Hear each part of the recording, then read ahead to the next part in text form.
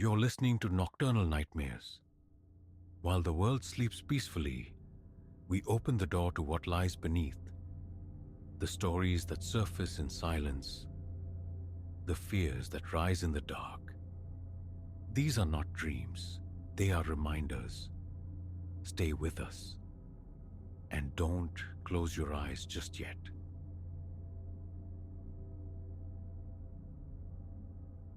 The first intrusion upon normalcy wasn't a sound, but a sight. Aqueous impressions blooming dark against the pale oak of my floorboards.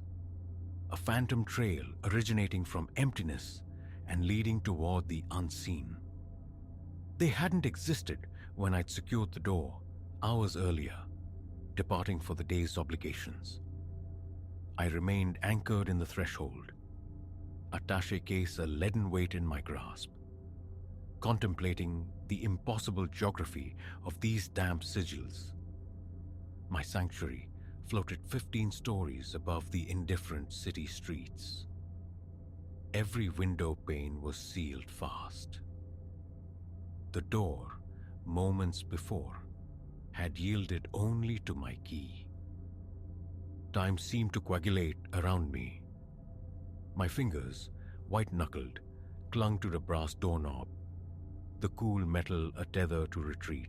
But retreat where? This space, however violated, was mine. The prints themselves possessed a curious delicacy, perhaps the imprint of a woman's foot, size 7, maybe 8. They materialized abruptly midway across the living area's expanse, charting a deliberate course toward the galley kitchen, then looping back, tracing an arc toward the bedroom corridor, before simply ceasing. An oppressive quiet filled the apartment, a vacuum pressing against my eardrums. The sole counterpoint was the frantic tempo of my own respiration, a rhythm that had accelerated without conscious command.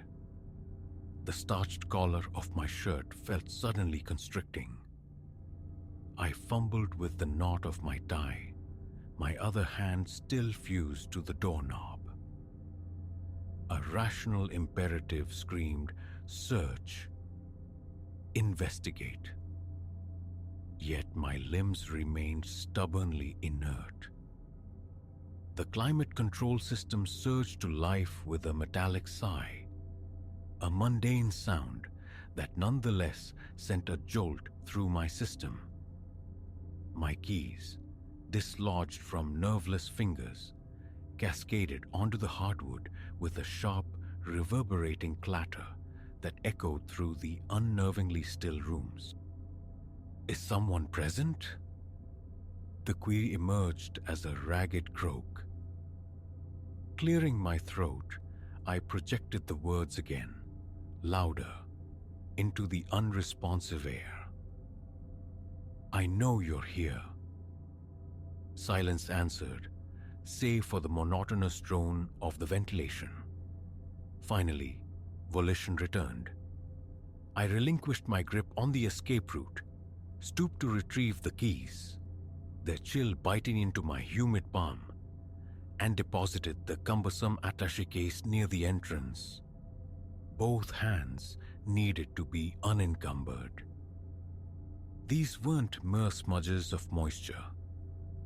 They were detailed reliefs, as if sculpted by bare feet fresh from immersion, mapping the floor's grain. In the clearer impressions, the distinct curve of individual toes was visible, the edges still sharp, resisting the air's desiccating touch. My mobile felt heavy in my pocket. I thumbed the emergency number sequence, but hesitated before initiating the call. What narrative could I offer? "Greetings, authorities. My locked 15th floor apartment features unexplained damp footprints, madness, intoxication." No, I had to eliminate the mundane possibilities first. My dwelling offered limited concealment. the main living space flowing into the kitchen and a small dining alcove, a single hallway accessing the bedroom and bath.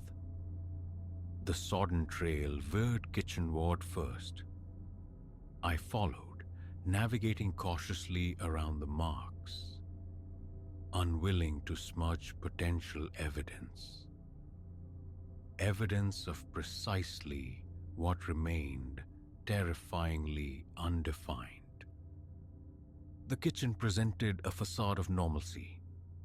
Countertops uncluttered, the remnants of my morning meal resting innocently in the drying rack. Then a discrepancy. The cabinet door beneath the sink stood slightly ajar. I maintained a strict habit of securing it, wrestling with its faulty hinge. Approaching with measured steps, I eased it fully open. Pipes gleamed dryly. The disposal unit showed no sign of leakage. No plausible source for the water. But something was amiss. My meticulously arranged cleaning supplies had been disturbed. The industrial-strength bleach, usually relegated to the shadowed rear, now stood front and center, its label turned outward with an almost ceremonial precision. A prickling sensation traced my nape. Someone had crouched in the cramped darkness beneath my sink. An uninvited presence had infiltrated my home while I toiled miles away, handling my possessions, rearranging them with inscrutable intent. For what purpose? What quarry had they sought? I slid a chef's knife from the wooden block on the counter.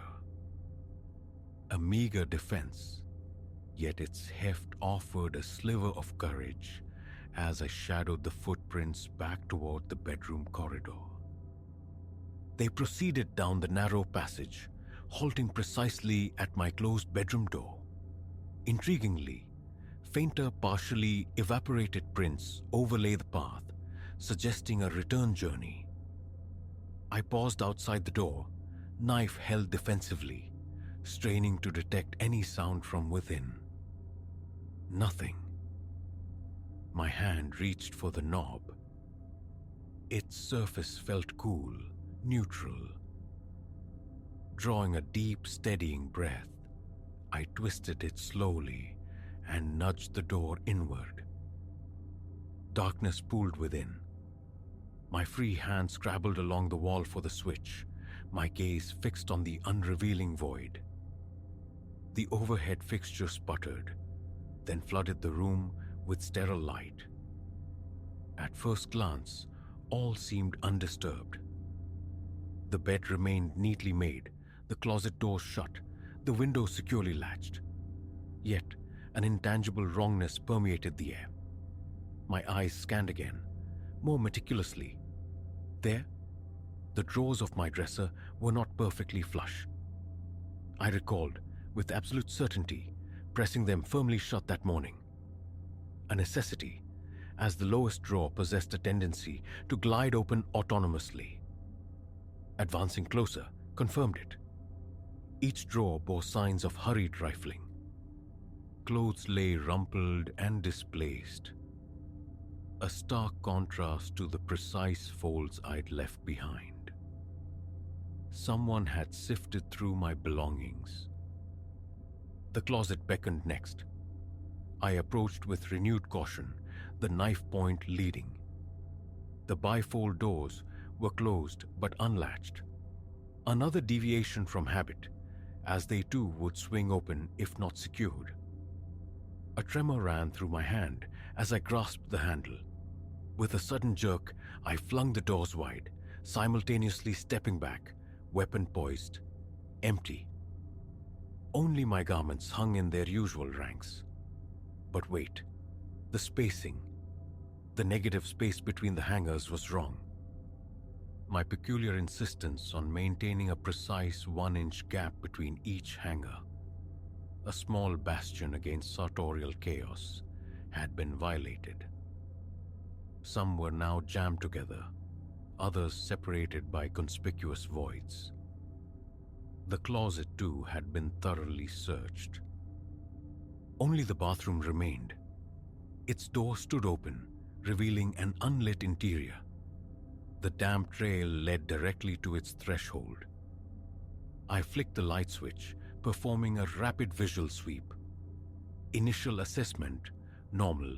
Then my gaze snagged on the shower curtain. It was drawn fully closed.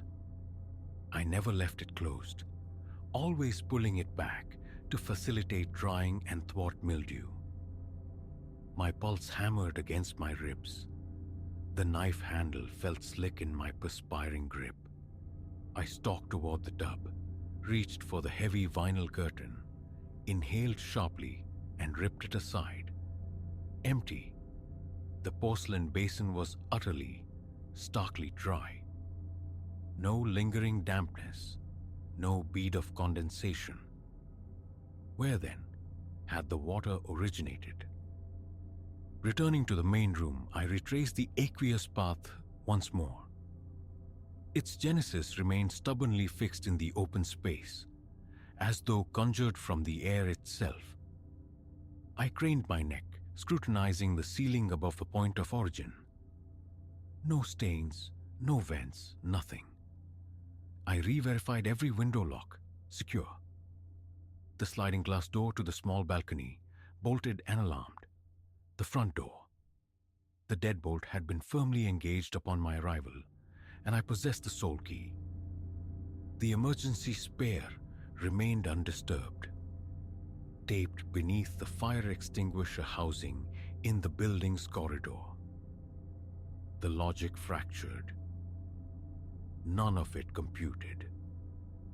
I sank onto the sofa, knife still clutched, eyes locked on the fading footprints. They were receding now, the moisture evaporating, leaving only faint, ghostly outlines on the wood. Soon all physical trace of this bizarre visitation would vanish, leaving only the disarray of my possessions as testament. My phone vibrated in my pocket, startling me violently. A message from my supervisor. Is the quarterly analysis finalized for the morning brief? The meeting, reality, persistent and unwelcome, began to seep back in. Work demanded attention. Sustenance was required. The mundane machinery of life churned onward, mysterious footprints notwithstanding. Yet concentration proved elusive. Every trivial sound became amplified, imbued with potential menace. The thermostat clicking, the refrigerator's hum, the distant rumble of the elevator. Normal apartment acoustics, now a symphony of threats. I rose and compulsively checked the locks again. And again, began opening cabinets, peering into closets haphazardly, unsure what I sought. Hours bled away in this state of agitated vigilance. Food remained untouched. Appetite had fled. I paced, checked, rechecked. The footprints surrendered completely to the dry air, leaving barely discernible discolorations. Perhaps I was unraveling. Perhaps stress had birthed a waking hallucination. But the dresser drawers remained stubbornly askew. The closet hangers defiantly disordered. The bleach bottle perpetually facing outward. Small, undeniable proofs that someone, something, had trespassed. Around midnight, profound exhaustion began to erode the sharp edges of anxiety. I hadn't rested properly since returning home. My spine protested, my feet throbbed. Sleep was a necessity, yet the bedroom felt contaminated, unsafe. I hauled my duvet and pillow to the living room sofa, arranging myself to command a view of both the front door and the hallway entrance. My phone and the knife lay within easy reach on the coffee table. Lying there in the urban twilight, I listened to the city's nocturnal breath 15 floors below. The sigh of traffic, the mournful cry of distant sirens, the occasional punctuation of a shout or horn. Familiar sounds, usually soporific, now served only to underscore my profound isolation. Sleep arrived sporadically, a skittish visitor. Each time I drifted off, some minute creak or sigh from the building's structure would snap me back to alertness, eyes darting through the shadows, searching for movement. Always nothing, only darkness and silence. Dawn was painting the eastern sky when a deeper slumber finally claimed me, bringing with it a cascade of unsettling dreams. Incessant dripping water, echoing footfalls, the unnerving sensation of being observed by an unseen watcher. I awoke with a gasp, heart hammering. Morning light streamed into the apartment, rendering everything aggressively normal. Just another Tuesday. I rose, muscles protesting the sofa's inadequate comfort. Prepared coffee on autopilot, attempting to rationalize the previous day's events as a phantasm born of overwork and frayed nerves. But as I stood waiting for the machine to finish its cycle, my gaze fell upon the kitchen counter, and my blood turned to ice. A wet handprint glistened there, stark, undeniable, fresh enough that moisture still beaded upon the cool, laminate surface. I recoiled from the counter, fumbling for my phone, dialing the emergency number with trembling fingers. 911, state your emergency. Someone is in my apartment, or they were. I can't be sure. There are wet prints, footprints, now a handprint. But everything's locked. I'm on the 15th floor and... Sir, please slow down. Are you in immediate danger right now? I don't know. I don't think so. But someone was here. They went through my things. They leave these wet marks. But I cannot understand how they're getting inside. Your address, sir? We'll dispatch officers to investigate. I provided the details. They promised a patrol unit within 10 minutes. I paced near the front door, a sentry in my own violated home. The handprint on the counter slowly yielded to the air, mirroring the fate of the footprints. The police arrived, 2 uniformed officers radiating professional boredom. I recounted the sequence of events, guided them through the apartment. They made notations, offered expressions of standard concern, but their skepticism was palpable.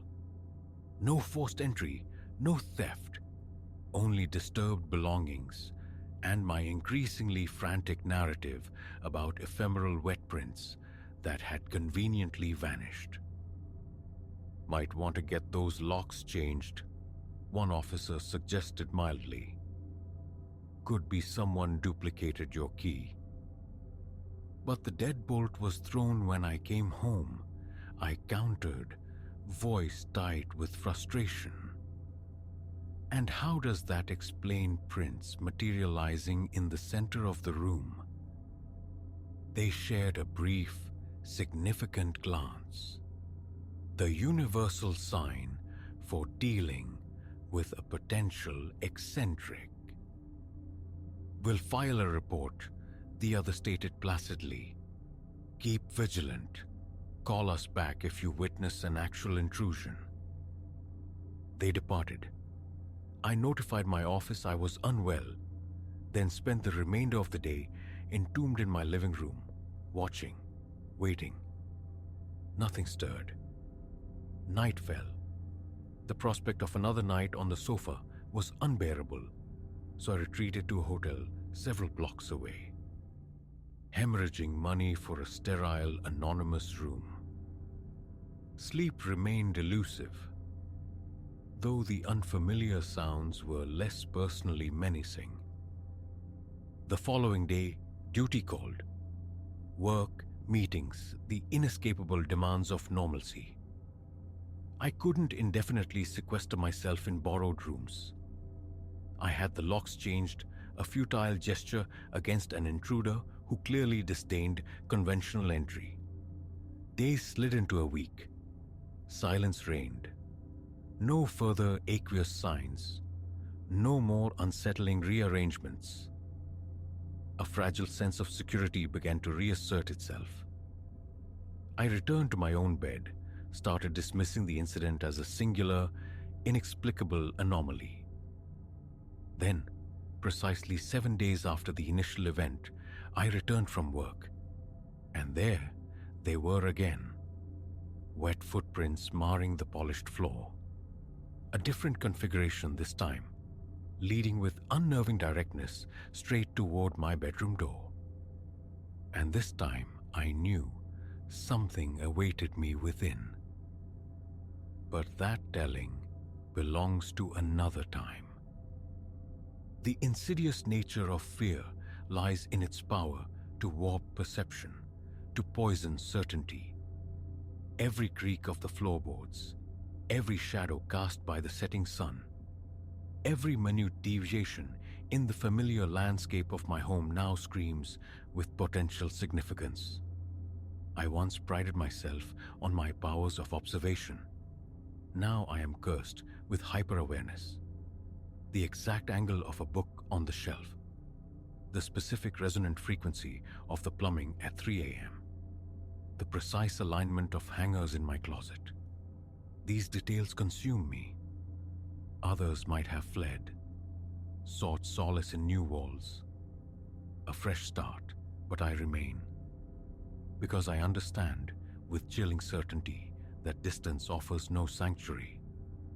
Whatever leaves its damp signature upon my floors, whatever rifles through my private spaces, whatever watches me in the vulnerable hours of sleep, it transcends geography. It would find me again. So I wait and I watch, and the knife remains my bedside companion. And each morning, before all else, I scan the floors for the returning tide of wet footprints. They will return.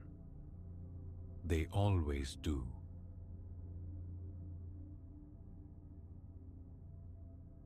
A fleeting visit, a week at most. That was the extent of my intentions for the inherited acreage. But the very first night shattered those modest plans. My late uncle's ranch, bequeathed to me, promised solitude, a haven of simple mending under open skies, evenings steeped in tranquility. What I found instead were alien stenches clinging to the air, brutal gouges marring ancient wood, and percussive violence erupting from the barn after dusk. Nothing prepared me for a primal terror that could seize a man on his own land. Those nights remain, indelible specters haunting my waking thoughts. Allow me to articulate the events. Clarity is paramount. No ambiguity must cloud the recounting of this experience. It is not a memory susceptible to fading or dismissal. It coils in my sleepless hours, each detail replaying with agonizing fidelity. This is how the ordeal commenced. Upon arrival, I dedicated several hours to the ritual of unpacking within the main house. The structure itself exhaled decay. Paint curled from the exterior like sunburnt skin. The porch groaned underfoot, certain planks protesting with unsettling verve, a repair noted for imminent attention. Inside, the living room harbored skeletal furniture draped in shrouds of dust. Tugging them free, I threw open the windows, inviting a hesitant breeze. An aroma of mildew and desiccated timber filled the space, catching in my throat, provoking a dry cough.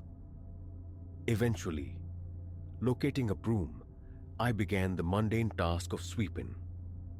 A familiar chore grounding me amidst the neglect. Fatigue warred with the resolve to reclaim some semblance of habitability. Around noon, drawn by an unspoken obligation, I ventured toward the barn, standing sentinel at the property's far edge.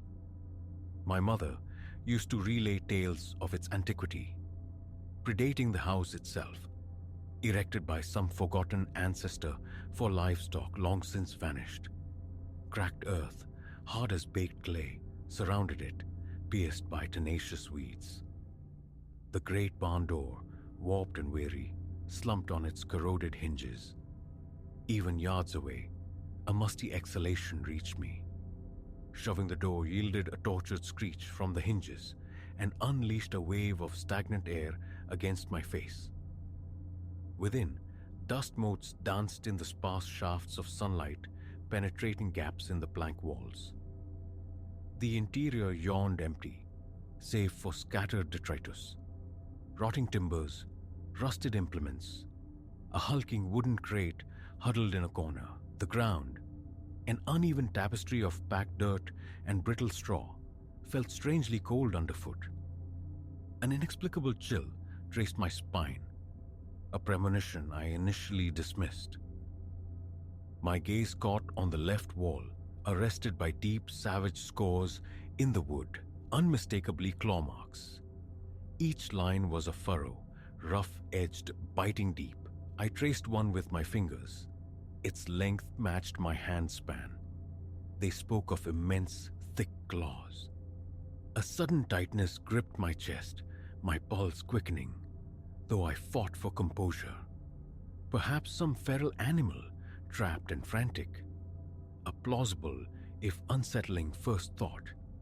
Yet, multiple sets scarred the wood, high and low, crisscrossing in a pattern of desperate, varied escape attempts. Following the trajectory of the marks toward the rear corner, I discovered a splintered breach in the planks near knee height. The wood fibers were torn violently outward. Something had forced its exit. Adjacent to this rupture, the packed earth held impressions. Footprints, larger than any canine or coyote track I knew.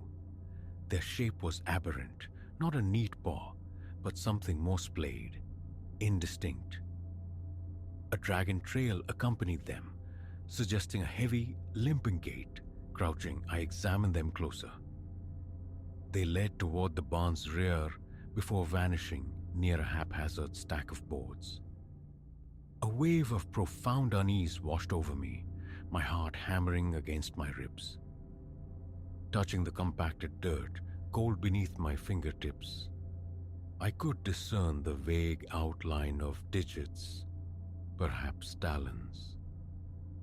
No fresh droppings, no other biological sign offered explanation. Rising, I attempted to dispel the encroaching dread. Deep breaths, a conscious effort toward rationality. The barn's inherent age smell was now tinged with something else. A faint but distinct odor reminiscent of damp fur. A raccoon, I reasoned, maybe something larger, having made a temporary den. Circling the perimeter, scrutinizing every shadowy recess, I found no living creature, no recent signs of habitation. But the gouges, the anomalous prints, they lingered, unsettling anchors in my mind. A glance at my watch revealed the afternoon slipping away. Retreating to the house, I prepared a meager meal. Bread, tinned soup, bottled water. I ate on the porch as the sun bled into the horizon, painting the sky in bruised oranges and purples. A cool wind whispered through the trees. The ranch settled into a profound quiet, broken only by the furtive rustlings of unseen life. My eyes drifted to the barn. It seemed to absorb the fading light, a block of impenetrable shadow against the twilight. I forced myself to look away, the memory of those marks and prints stirring a disquiet I tried to rationalize into non-existence. That night, ensconced in the old bedroom, sleep proved elusive. The mattress offered little comfort, its springs stiff, the sheets coarse against my skin. My meager possessions, a duffel bag, my phone, felt wholly inadequate. Each time drowsiness beckoned, a phantom noise from outside would jerk me back to awareness. Hours crawled by before a fragile relaxation finally allowed me to drift off. Then, from the depths of the night, a muffled impact jolted me awake. Lying rigid, I strained to discern dream from reality. Another bang followed, heavier this time. Unmistakably, something was striking the barn door. Throwing on jeans and shoes, flashlight in hand, I crept to the window. The yard lay still, bathed in pale moonlight. The barn loomed dark and silent, yet the sound echoed again. A solid, resonant thud against wood, my heart constricted. Outside, the night air was sharp, cold against my bare arms. A strange, acrid scent tainted the breeze. Like singed hair or burning rubber, my pulse surged. I advanced on the barn, footsteps crunching softly on the dusty ground. 10 feet away, a low growl emanated from within. Deep, guttural, vibrating with menace. An animalistic warning. I froze. The flashlight beam danced nervously across the barn door. I saw the ancient wood quiver faintly, as if pressed from the inside. My hand trembled, resisting the primal urge to flee back to the uncertain safety of the house. "Hello?" My voice, thin and reedy, fractured the silence. The growling ceased abruptly. Silence descended, thick and expectant, then a soft, deliberate scrape against the door. The unmistakable sound of claws dragging across the surface, my mouth turned to dust.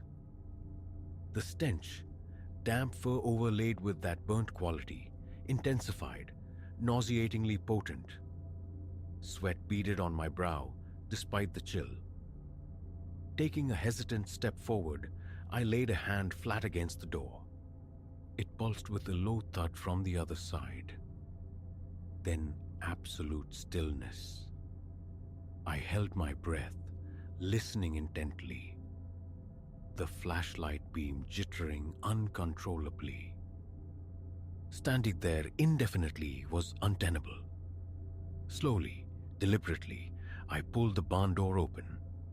It groaned in protest, the sound deafening in the quiet. I swept the flashlight beam inside. It illuminated patches of straw, a section of support beam, then void. No creature met my gaze. My eyes darted to the corners. Nothing stirred. The stench inside was suffocating. Wet dog mixed with scorched wood. Stepping over the threshold, I played the light across the interior. No animal, no discernible tracks on the disturbed floor. Crouching, I aimed the beam toward the far wall. Fresh scratches gleamed, raw against the older wood. Splinters littered the ground beneath them. These new marks trailed toward the broken section of wall. A sudden urge to check the exterior rear was cut short as the barn door slammed shut behind me with explosive force.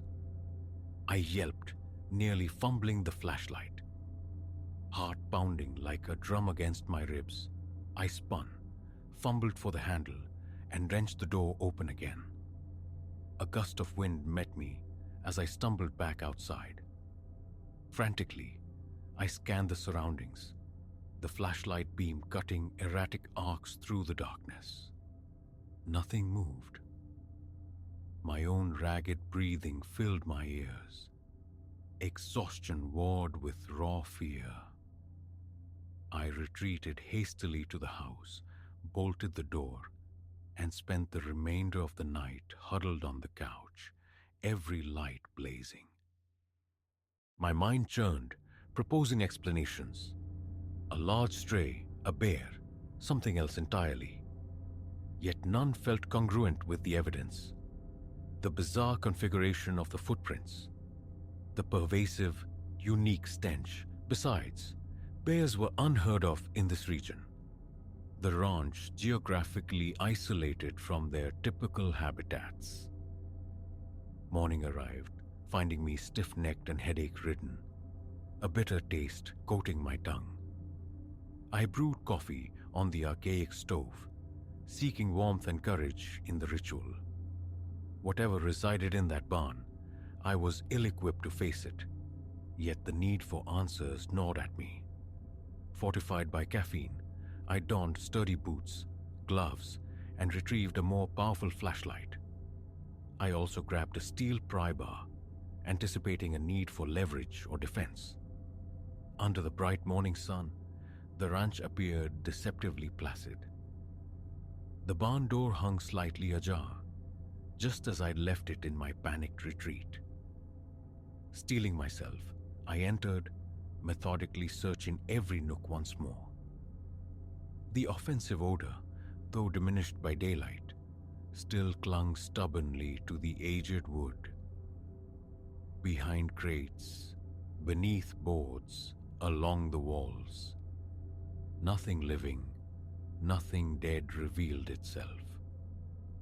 My attention returned to the fresh scratches. They differed subtly from the previous day's findings. Cleaner cuts, the wood fibers sharply torn. Near one cluster, snagged on a splinter, I found a clump of coarse hair. Dark gray, almost black, it felt disturbingly oily between my gloved fingers. I collected it carefully in a small plastic bag, unsure of my purpose but vaguely imagining presenting it for identification. A chilling premonition suggesting it would match no local fauna. Working in silence, I examined the barn's foundation outside, discovering another set of partial prints near the rear breach. They tracked briefly toward a dense thicket of bushes, then abruptly ceased. I spent hours clearing debris inside, searching for any sign of a lair. But the structure yielded no secrets. Breaking for lunch, I perched on an overturned bucket near the entrance, mechanically chewing a sandwich brought from the house. Mid-bite, a faint shuffling sound from a dark corner arrested my movement. I froze, listening intently. Standing slowly, peering into the shadows, I saw only swirling dust motes and the silent stack of crates. That pervasive unease returned, tightening my stomach, raising goose flesh despite the midday warmth. I forced myself to remain outwardly calm. The second night descended with unwelcome swiftness. As shadows stretched long and skeletal across the yard, I resolved to observe the barn from a distance. Leaning against my truck near the house, flashlight clutched tight, pry bar resting nearby, I watched. Crickets began their nightly chorus. A gentle breeze stirred the tall grass.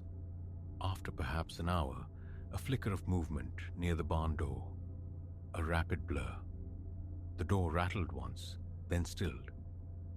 Heart beginning its familiar frantic rhythm, I advanced cautiously, sweeping the flashlight beam across the entrance. No discernible shape. Keeping the light fixed on the door, I waited, breath held, for a full minute. Silence reigned. A cold sweat traced a path down my spine. Then a distinct rustling from the corner of the barn, near the dilapidated fence line. I swung the light. The beam illuminated tangled weeds, weathered fence posts, still no form.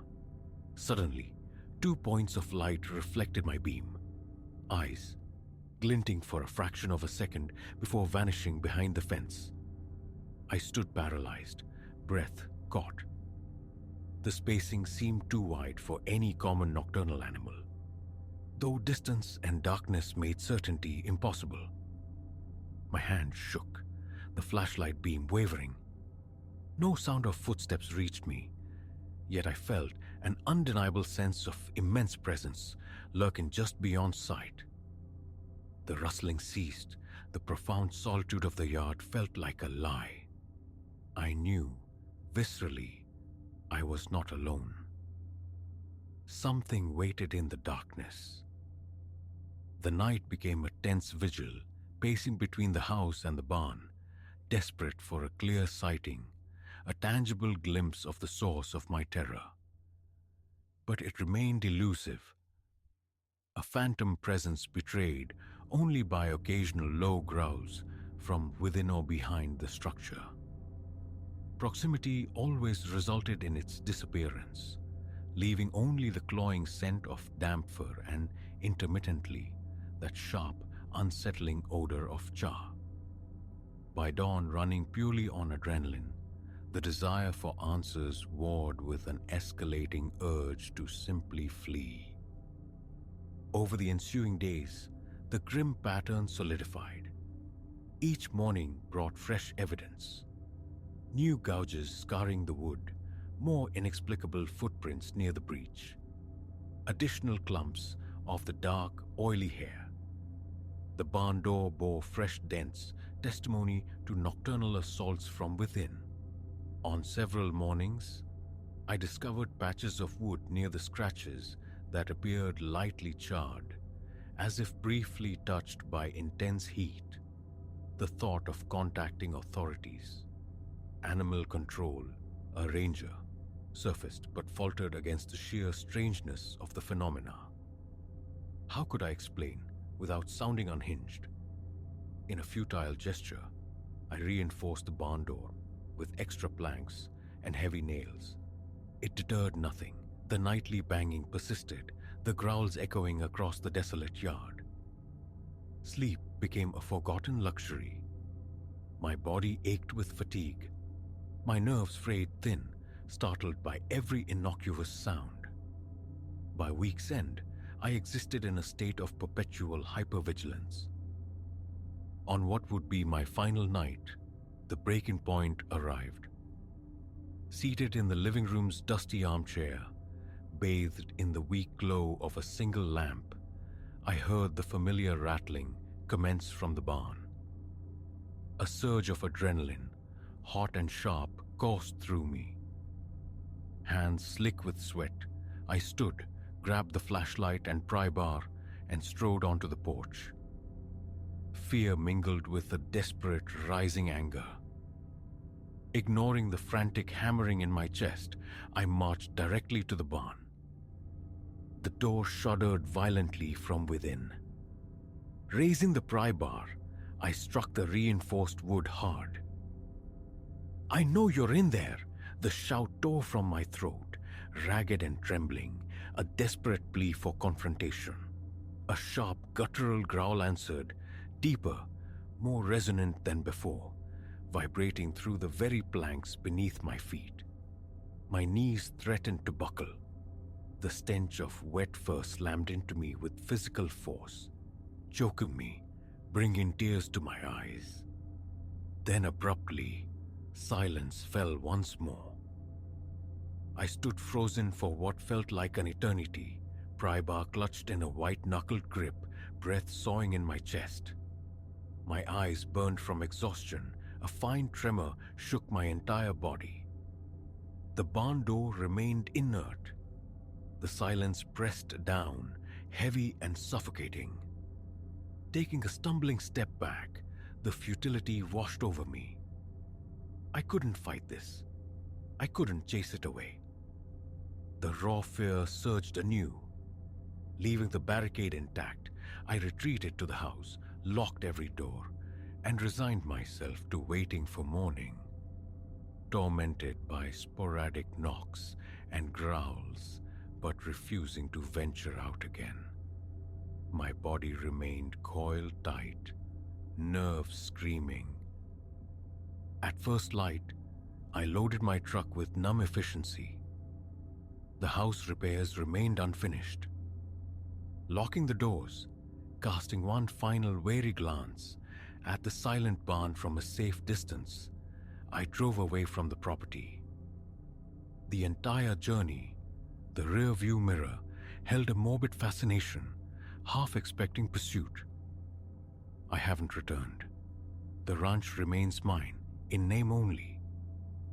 The thought of spending another night within its bounds is inconceivable.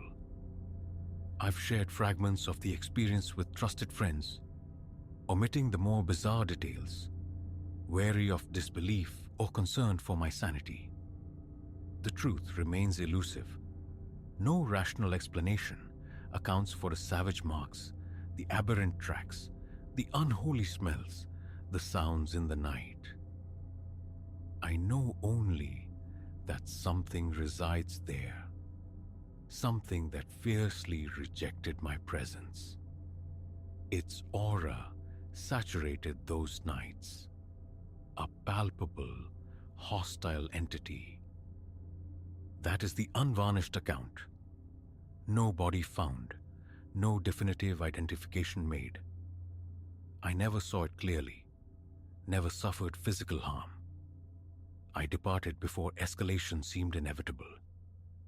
The barn still stands, I know, and the question lingers. Does that presence still inhabit its decaying shell? Does it still stalk the grounds after dark, dragging its unseen weight, scoring the walls, leaving its inexplicable scorch marks? Certainty escapes me.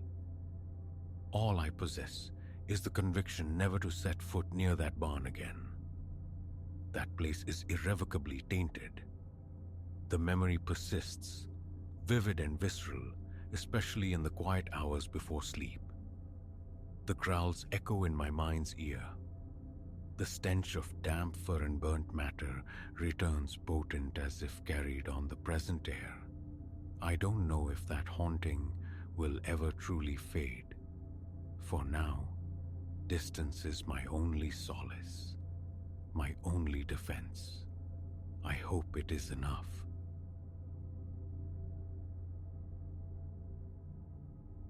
The scuffing sound from the loft, a soft drag against floorboards overhead, was the precise moment this vigil over my parents' house curdled from mundane to menacing.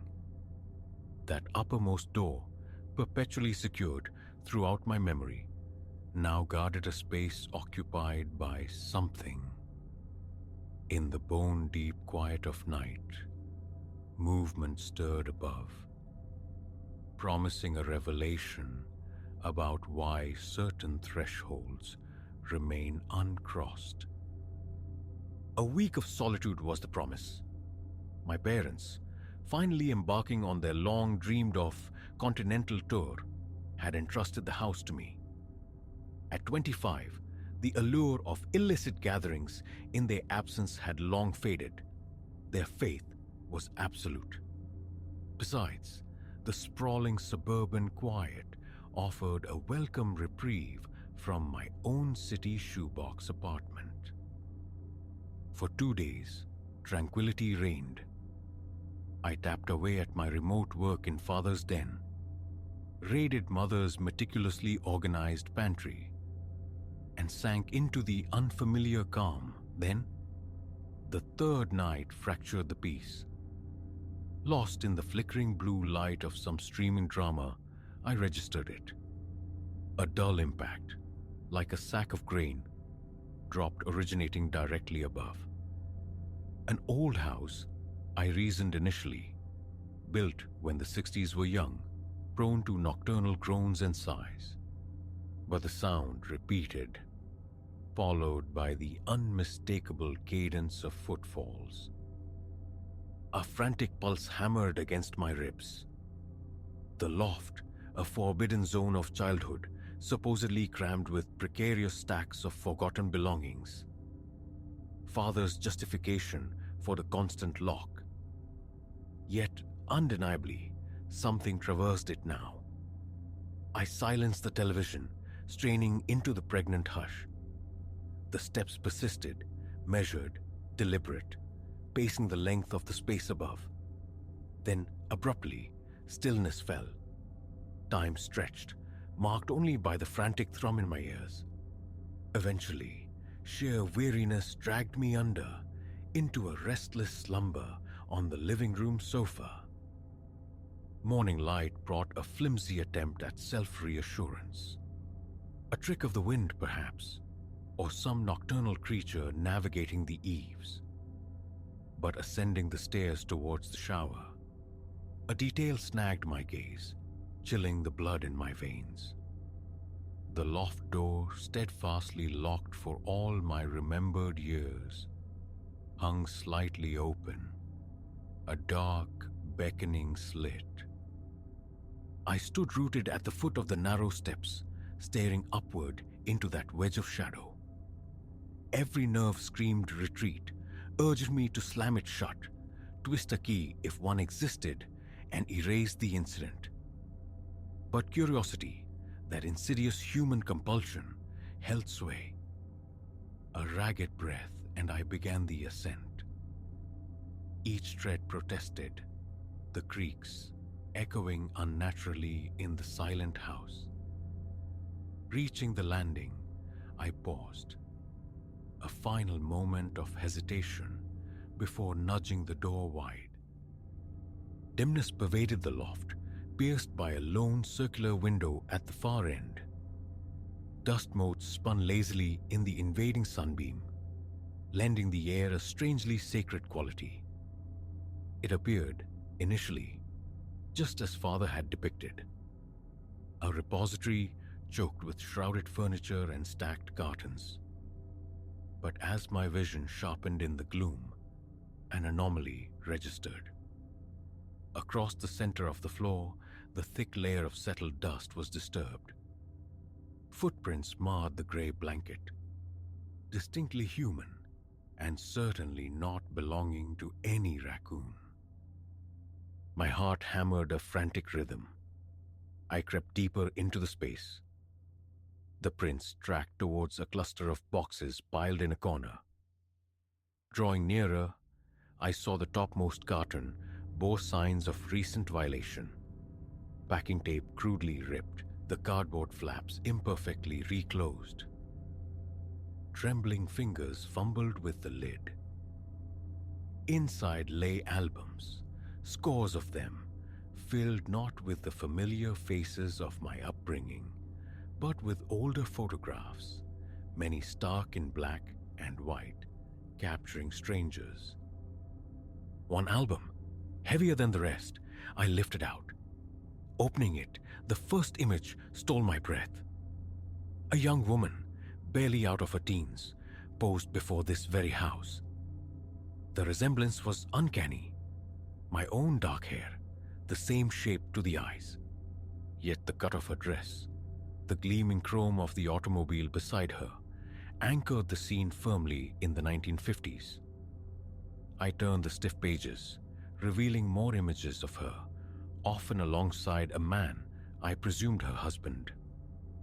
Their early smiles were genuine, captured in easy embraces. But progressing through the album, a shadow fell. Her smile grew taut, her eyes acquiring a hunted look. In the final few exposures, stark terror radiated from her, her gaze flinching towards something just beyond the frame. The last photograph froze me. It showed the woman standing precisely here, in this loft. Her face a rictus of fear, one hand outstretched towards the lens in a desperate, silent plea. The album slipped from my numb grasp. Who was she? This echo of myself? And why this terror? As if conjured by my silent query, a floorboard groaned behind me. I whirled, throat constricting. From the shadowed recesses behind a hulking wardrobe, a form coalesced. It shimmered initially indistinct as heat haze rising from summer asphalt. then solidified, resolving into the shape of a man. Tall, clad in the fashion of a bygone decade, he offered a smile. It held no warmth, only a chilling, predatory triumph. I scrambled backward, colliding with boxes, desperate for distance. The figure advanced, its motion subtly wrong, disjointed. As it drew closer, transparency flickered. I could perceive the dusty wall directly through its torso. A phantom. Before me stood a phantom. Turning, I fled, tumbling more than running down the narrow stairs. The loft door slammed shut behind me, the sound swallowed by my own ragged gasps as I burst from the house and into the sanctuary of my car. Hours passed in aimless driving, the wheels eating miles while my mind churned, trying to process the impossible. When a semblance of rationality returned, I called my parents. It required persistent, near hysterical insistence, but the truth finally spilled out. The woman in the photographs was Clara, my grandmother, my biological grandmother. The kindly woman I'd always known as Gran was in fact my step-grandmother. Clara had vanished without a trace in 1956, not long after my father's birth. The police found nothing.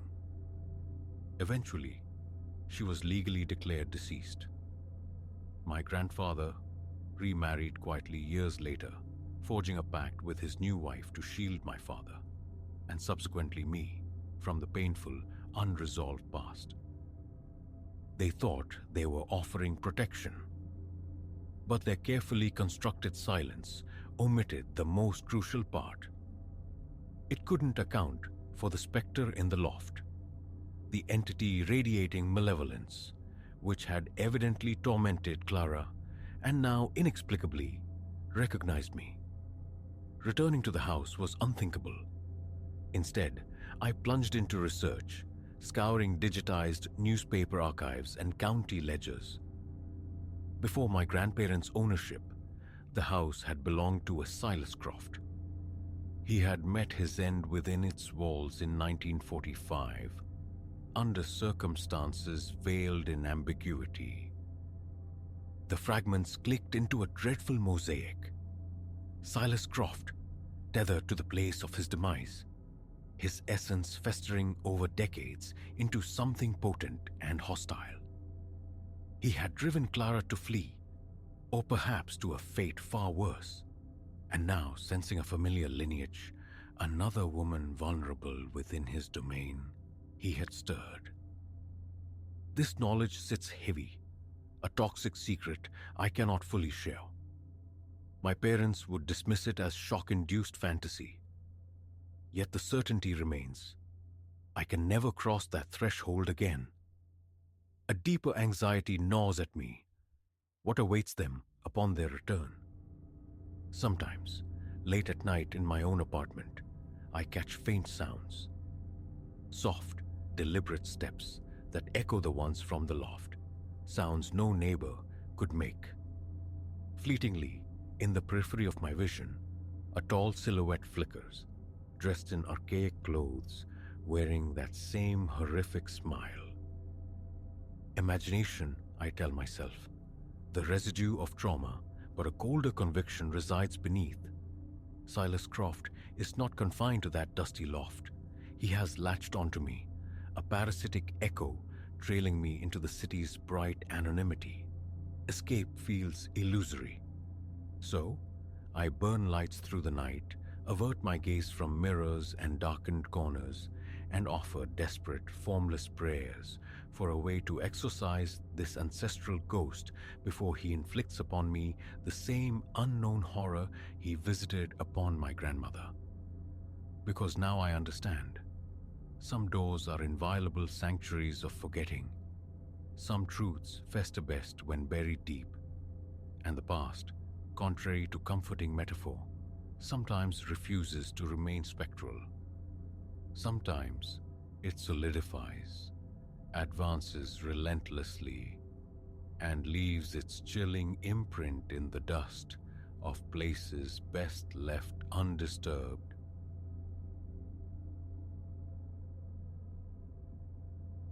"2 years I've resided in this eyrie, this condominium pressed hard against the silent city of the dead. An imposing concrete partition, stark and high, is all that segregates my living space from the adjacent necropolis. Does it disturb me?" friends inquire, their voices tinged with morbid curiosity. Initially, a shrug sufficed. No, I'd say. The quiet neighbors were hardly a bother. Faint vocalizations did sometimes drift across the divide late at night, easily dismissed as belated mourners or diligent grounds crew. Then the character of the sounds shifted. Low, guttural chuckles and soft, drawn-out keening began to punctuate the deepest hours. Times I instinctively knew were devoid of ceremony. The first true tremor of unease arrived with a desiccated bloom discovered on my balcony. Its origin an utter mystery. As I moved to discard it, the flower dissolved into a puff of cold ash between my fingers. That was the moment certainty fractured. My dwelling occupies the second tier of a 5-story structure, its modest balcony granting a view directly onto the sepulchral wall. By day, the scene holds a placid, almost mundane quality. The distant whine of a mower signifies the caretaker tending the green plots.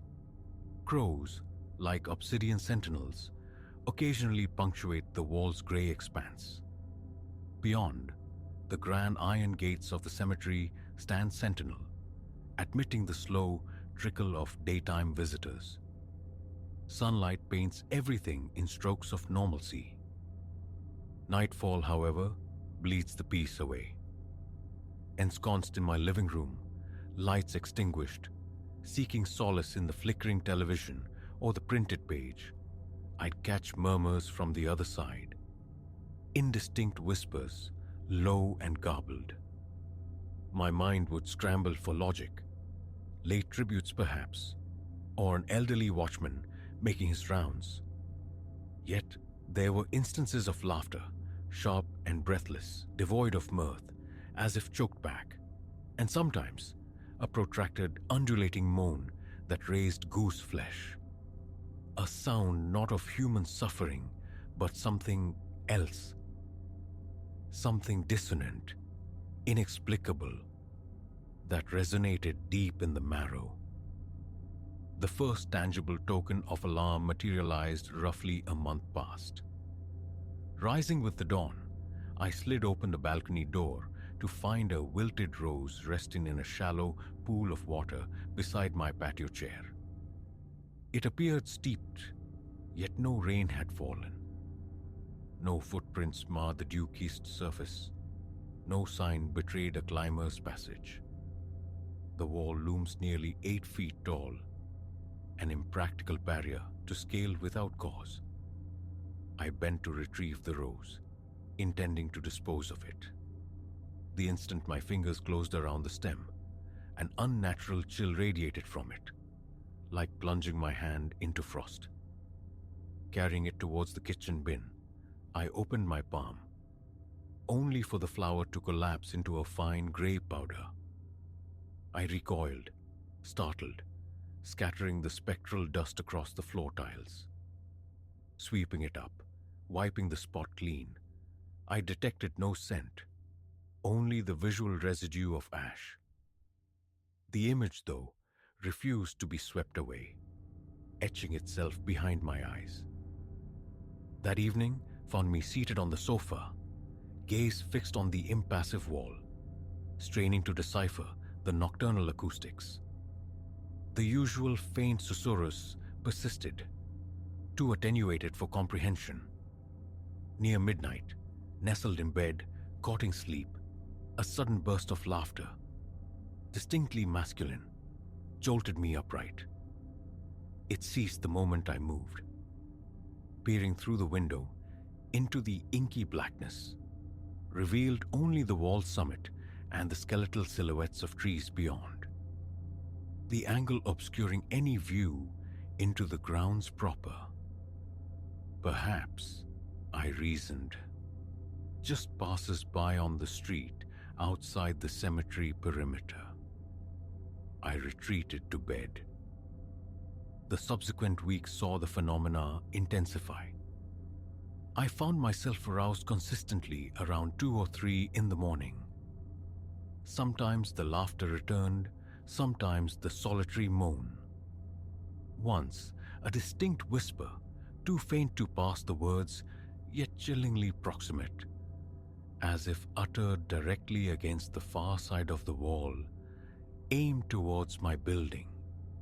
Each time I summoned the nerve to step onto the balcony, an abrupt, profound silence descended. One night, resolve hardening, I decided to capture the sounds. My phone poised, I switched off every interior light, eased the glass door ajar, and stood sentinel on the balcony, recording into the void. 10 minutes yielded little beyond a low ambient hum and the sighing of the breeze through distant leaves. Listening back the following day, headphones clamped tight, my pulse hammered. Leaning in, scrutinizing the static, I caught a fleeting moment, perhaps, of a breathy exhale. So faint, it could easily have been mere interference. Frustrated, I vowed a more direct approach. Should the sounds recur, I tried to visually confirm a presence. The impediment remained. The cemetery gates were secured after 6 each evening. Trespassing was out of the question. The small caretaker's office near the entrance offered a potential avenue. Yet, approaching him felt ludicrous. "Excuse me, I keep hearing unsettling noises at night. Mind if I patrol your graveyard?" The thought alone brought a flush to my cheeks. Still, the next time our paths crossed during daylight hours, I inquired about late shifts, nocturnal burials, or vigils. He chuckled, dismissing the notion. The grounds closed to the public at dusk, he confirmed, and his own departure was typically by 7. He hadn't heard of intruders, though he conceded with a shrug that wall jumpers weren't unheard of. Teenagers seeking illicit thrills, mostly unseen. This prosaic explanation offered a sliver of comfort. Perhaps it was just adolescence. Maybe they were the source of the morbid floral gifts. I decided to maintain vigilance, ready to deter any youthful mischief. But the strange deliveries persisted.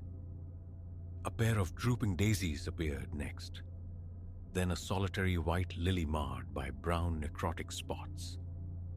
Later, a small scattering of crushed leaves violently torn, looking pilfered from some potted arrangement. Each item shared the same unnatural characteristics.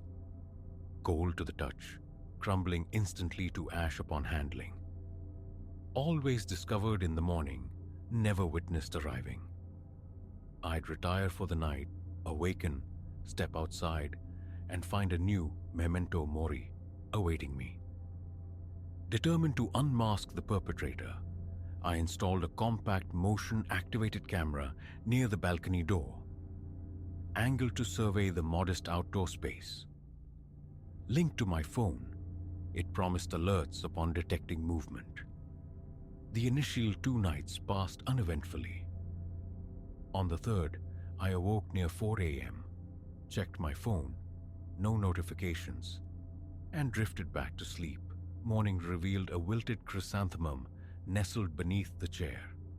A jolt, sharp and cold, went through me. I accessed the camera footage. Nothing. It showed only my exit onto the balcony before bed and my return in the morning. No interim activity. The flowers had simply materialized, defying explanation. An insidious unease began to permeate my evenings. Passing through the living room after dark, my eyes invariably strayed to the balcony door, half expecting a face to loom there.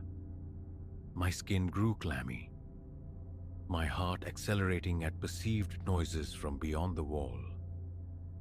Noises that often resolved into the mundane hum of the refrigerator or the gurgle of plumbing. Yet the tension remained coiled within me. Roughly a week ago, I woke abruptly again, the clock showing 2:30 a.m. The air possessed a palpable chill, incongruous for the season, raising goosebumps despite the sweat beading on my skin. The thermostat read a comfortable 71 degrees, a baffling contradiction to the icy sensation enveloping me. Then, the faint laughter returned, sustained this time, stretching for perhaps a full minute. It sounded muffled, soft yet undeniably present, seemingly just outside my window.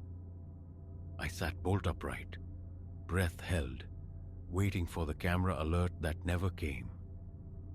Grabbing a flashlight from the nightstand, I crept across the darkened apartment, sliding the balcony door open just enough to peer out. A faint scraping noise reached me, like something being dragged along the concrete on the cemetery side. I flicked on the flashlight, beam cutting through the darkness towards the railing. Nothing. Leaning cautiously over the edge, I tried to penetrate the gloom at the wall's base. Too dark, my gaze lifted towards the wall's summit. For a heartbeat, a flicker of movement. A shadow? A wind-tossed branch? A knot tightened in my gut, urging retreat. I slid the door shut, secured the lock, double-checked the windows, and returned to bed, the silence now ringing in my ears. The following morning, a meticulous inspection of the balcony yielded nothing. No flowers, no ash, no footprints. Clean. But kneeling near the railing, my fingers brushed against a small patch of dust, darker than the usual accumulated grime. Touching it revealed a gritty texture, almost like fine sand. Odorless, it dispersed with a gentle wave of my hand. Its provenance remained another enigma. In the days that followed, sleep became increasingly elusive.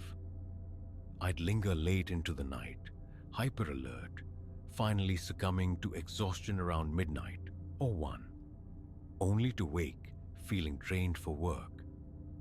Colleagues remarked on my frayed nerves, my distraction. One inquired gently if I was facing personal difficulties. "Just some neighbor noise at night," I mumbled, the lie feeling thin and inadequate, failing utterly to convey the source or nature of the disturbance. 2 nights passed, I resolved to confront the darkness head-on. Donning a hoodie against the night air, phone in pocket, I carried a chair onto the balcony, extinguishing all indoor lights to blend into the shadows. Around 1 a.m., the faint scraping sound returned, followed by a low rhythmic humming, devoid of discernible melody. It swelled and faded, then ceased. My palms grew slick, my mouth arid. Heart thudding against my ribs, I leaned over the railing once more, aiming the small flashlight beam. For an instant, a terrifying crystalline instant, I thought I glimpsed a hand, pale fingers, gripping the top edge of the wall. It vanished so swiftly, doubt warred with primal fear. Did I imagine it? My pulse surged, a sickening twist in my stomach nearly causing me to drop the light. Scrambling back inside, I slammed the door, fumbling with the lock. My heart hammered painfully. I stood frozen, listening intently. Silence. After several long minutes, I forced a semblance of calm, retreated to my bedroom, and lay staring at the ceiling until exhaustion finally claimed me. Morning brought only emptiness. No flower, no dust, no sign. The camera remained stubbornly blank. Now I exist in a state of perpetual, low-grade dread. The laughter, the moans, the spectral flowers turning to ash. They defy explanation. Moving out seems drastic, yet appealing. My lease, however, holds me captive for several more months, and breaking it requires justification beyond unsettling sounds and phantom flora. My well-being feels increasingly fragile. Each night is a vigil, waiting for the next inexplicable event. I cannot be certain what resides beyond that wall. I only know I've heard things no living throat should rightly produce, and found objects placed where logic dictates they could not be. Something stirs by that concrete divide, something that feels profoundly wrong. Sleep offers little respite. I'm perpetually tense, my body heavy with fatigue, startled by innocuous sounds like the hallway elevator's chime. Trapped here beside a graveyard that refuses nocturnal peace. Who or what orchestrates these disturbances remains unknown. A complex prank or something altogether less terrestrial. All I know is that after sunset, the feeling of solitude evaporates. My balcony faces that silent city, an unavoidable, looming presence. Every time I close my eyes, I brace for the rasping chuckle, anticipate the discovery of another dead bloom come morning. And whenever I step outside, the wall feels immense, oppressive, concealing its secrets. I doubt acclimatization is possible. I yearn only for a single, undisturbed night, free from the cold sweat and the certainty that unseen eyes are watching from the darkness. For now, I wait, listening to the silence, perpetually uncertain of when it will break, releasing another sound I cannot comprehend.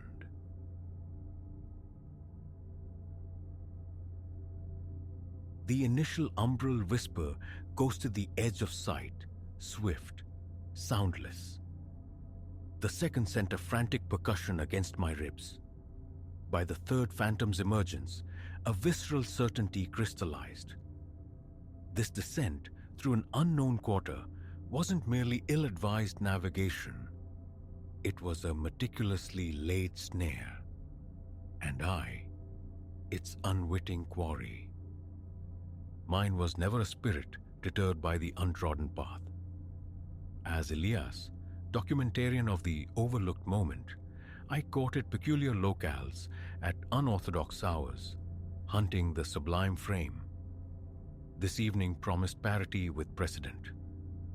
A new metropolis held me for an assignment, whispers of a peerless vantage point for the crepuscular skyline having reached my ears. The denizens consulted, natives of these concrete veins offered caution. A district frayed at the edges, they murmured. Such warnings I'd habitually dismissed, seasoned as I was in navigating the city's shadowed underbelly, always emerging unscathed. Already, the sun bled its final chromatics below the jagged horizon as I threaded the labyrinthine warren of constricted avenues. Twilight's long reach warped the mundane into monoliths of looming menace. My camera satchel, a familiar weight, I drew closer, less from premonition, more from ingrained reflex. Only upon veering into one particularly gaunt passage did the sensation manifest. That electric prickle at the nape, the undeniable awareness of unseen scrutiny. A backward glance revealed nothing but the receding, vacant throat of the alley. I pressed onward, attempting to shed the unease like a misplaced coat. Then arrived the first spectral flicker, a brief agitation peripheral, vanishing so utterly I nearly persuaded myself it was retinal trickery. Nearly, my stride quickened, gaze now a restless pendulum scanning the oppressive verticals, seeking the genesis of that fugitive motion. Buildings soared, their fenestration like vacant sockets observing my passage. Graffiti-scarred brickwork seemed to converge, transforming the lane into an ever-narrowing gullet with every footfall. The second silhouette shifted with undeniable intention, a fluid darkness slipping between adjacent doorways just ahead. My pulse surged, a frantic drumbeat heralding the first genuine tremor of fear. This was no optical illusion, no phantom conjured by an anxious mind. Presence confirmed, pursuit initiated. I pivoted, resolving to retrace my steps, only to confront the third shadow detaching itself from a recess steeped in blackness. The understanding struck with the force of a physical blow. Containment. I was being steered. My walk escalated to a jog, then dissolved into a desperate sprint. Footfalls now echoed, multiplied, reverberating off the enclosing surfaces. They converged from unseen tributaries, drawing nearer with each frantic gasp of air. I plunged down random turnings, desperate to confound my hunters. Yet each new artery mirrored the last, tight, grimy, rife with potential concealment for those who stalked me. My lungs burned incandescent. The camera bag became a punishing pendulum against my hip. Rounding another blind corner, I slammed into the reality of a chain-link barrier, an impassable terminus. Through its diamond mesh, the luminous artery of a main thoroughfare pulsed. Vehicles flowed, oblivious islands of normalcy, in the churning chaos of my flight. Salvation, tantalizingly close, yet impossibly distant. I reached the fence, fingers finding purchase, the cold metal grid bitten into flesh as I hauled myself upward. Halfway ascended, a hand clamped onto my ankle, a brutal anchor yanking me earthward. I lashed out blindly, a guttural grunt affirming contact, the grip momentarily slackening. Scrabbling, I crested the barrier, tumbling heavily onto the pavement beyond. Yet the pursuit persisted. The metallic scrape and rattle behind me signaled their ascent as I bolted towards the beckoning streetlights. My survival contingent on reaching those indifferent cars. Those oblivious people before the shadows reclaimed me. I erupted onto the sidewalk, breath tearing through my throat, eyes wide with hunted panic, my appearance a ruin. Passers-by offered startled glances, brief flickers of curiosity, but none paused, none intervened. I spun, braced for the emergence of my assailants from the alley's maw. But the opening remained void. They had evaporated, dissolved into the urban ether. For a suspended moment, I stood heart-hammering against my sternum, grappling with the possibility of hallucination. But the raw abrasions stinging my palms, the throb where my ankle had been seized, these were undeniable testaments. A patrol car glided past, its familiar markings a sudden beacon. I flagged it down, relief washing through me in a dizzying wave. The officers absorbed my fractured narrative with poorly concealed skepticism, yet consented to a cursory sweep of the vicinity. Their search yielded nothing, no figures lurking, no disturbance in the shadowed lanes. Likely some youths having a laugh, one offered, his tone dismissive. This neighborhood gets dicey after sunset. Shouldn't be wandering back here alone. I offer a mute nod, depleted of the energy required for descent. Their offer of conveyance back to my hotel was a lifeline I grasped without hesitation. As the cityscape slid past the cruiser window, the unshakable conviction remained. Unseen eyes still tracked me from the receding darkness. Ensconced within the sterile anonymity of my room, I attempted to impose logic onto the preceding hour's terror. Perhaps it truly was adolescent mischief designed to frighten the outsider. Perhaps the unfamiliar terrain had fueled an overripe imagination. Yet, a deeper intuition recoiled from those facile explanations.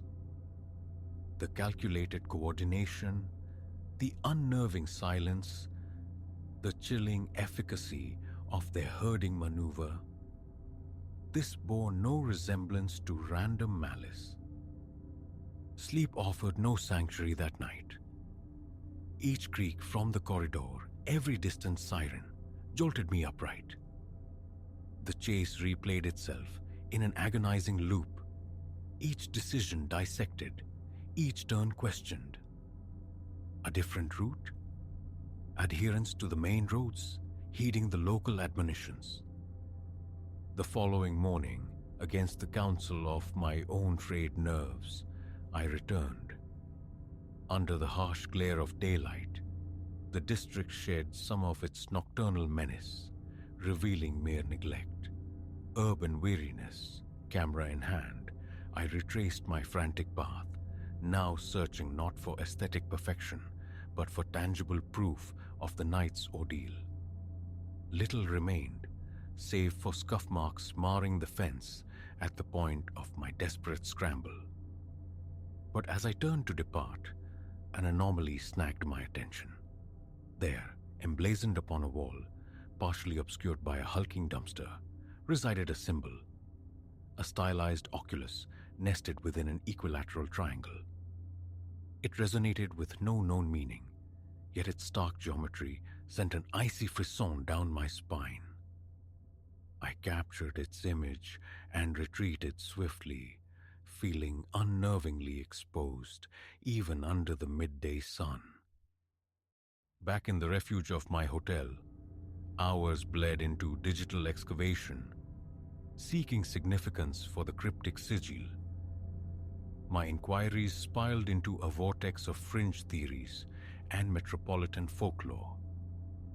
Narratives of clandestine syndicates manipulating civic life from subterranean depths, of arcane initiation rituals involving human prey navigated through concrete jungles. Much of it felt like lurid fantasy, yet certain threads vibrated with unsettling familiarity.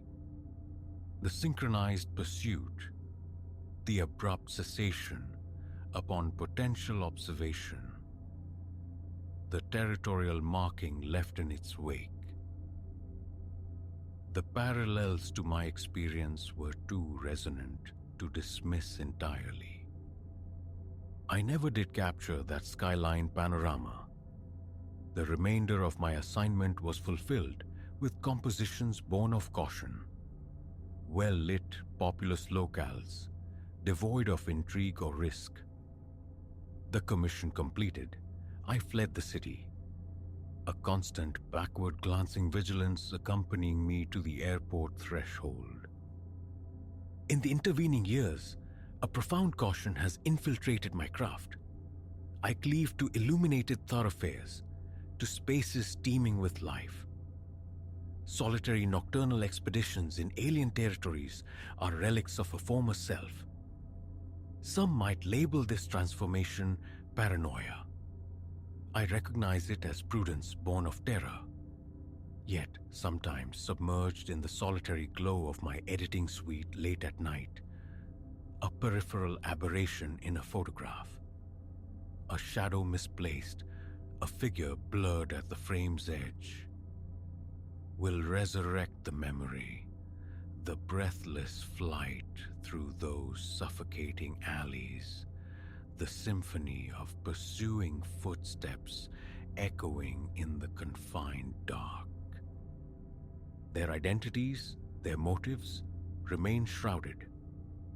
Whether I was a specifically chosen target or merely an unfortunate confluence of wrong place, wrong time, is a question without answer.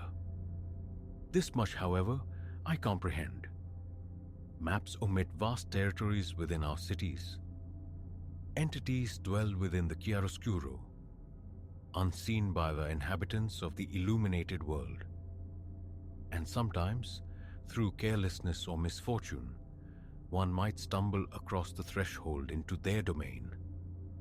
So, should you find yourself adrift in unfamiliar urban currents, and that primal instinct ignites, that prickle of awareness, the certainty of being observed, do not rationalize.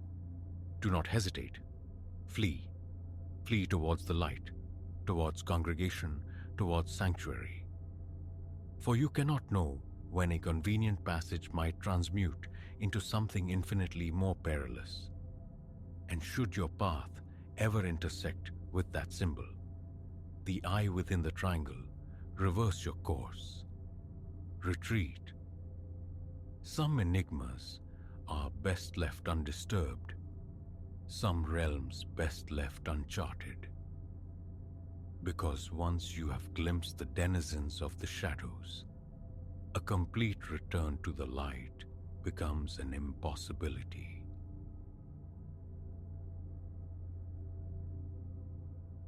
A hush resides in forsaken places, a particular stillness woven from stagnant time and the dust of unvoiced histories.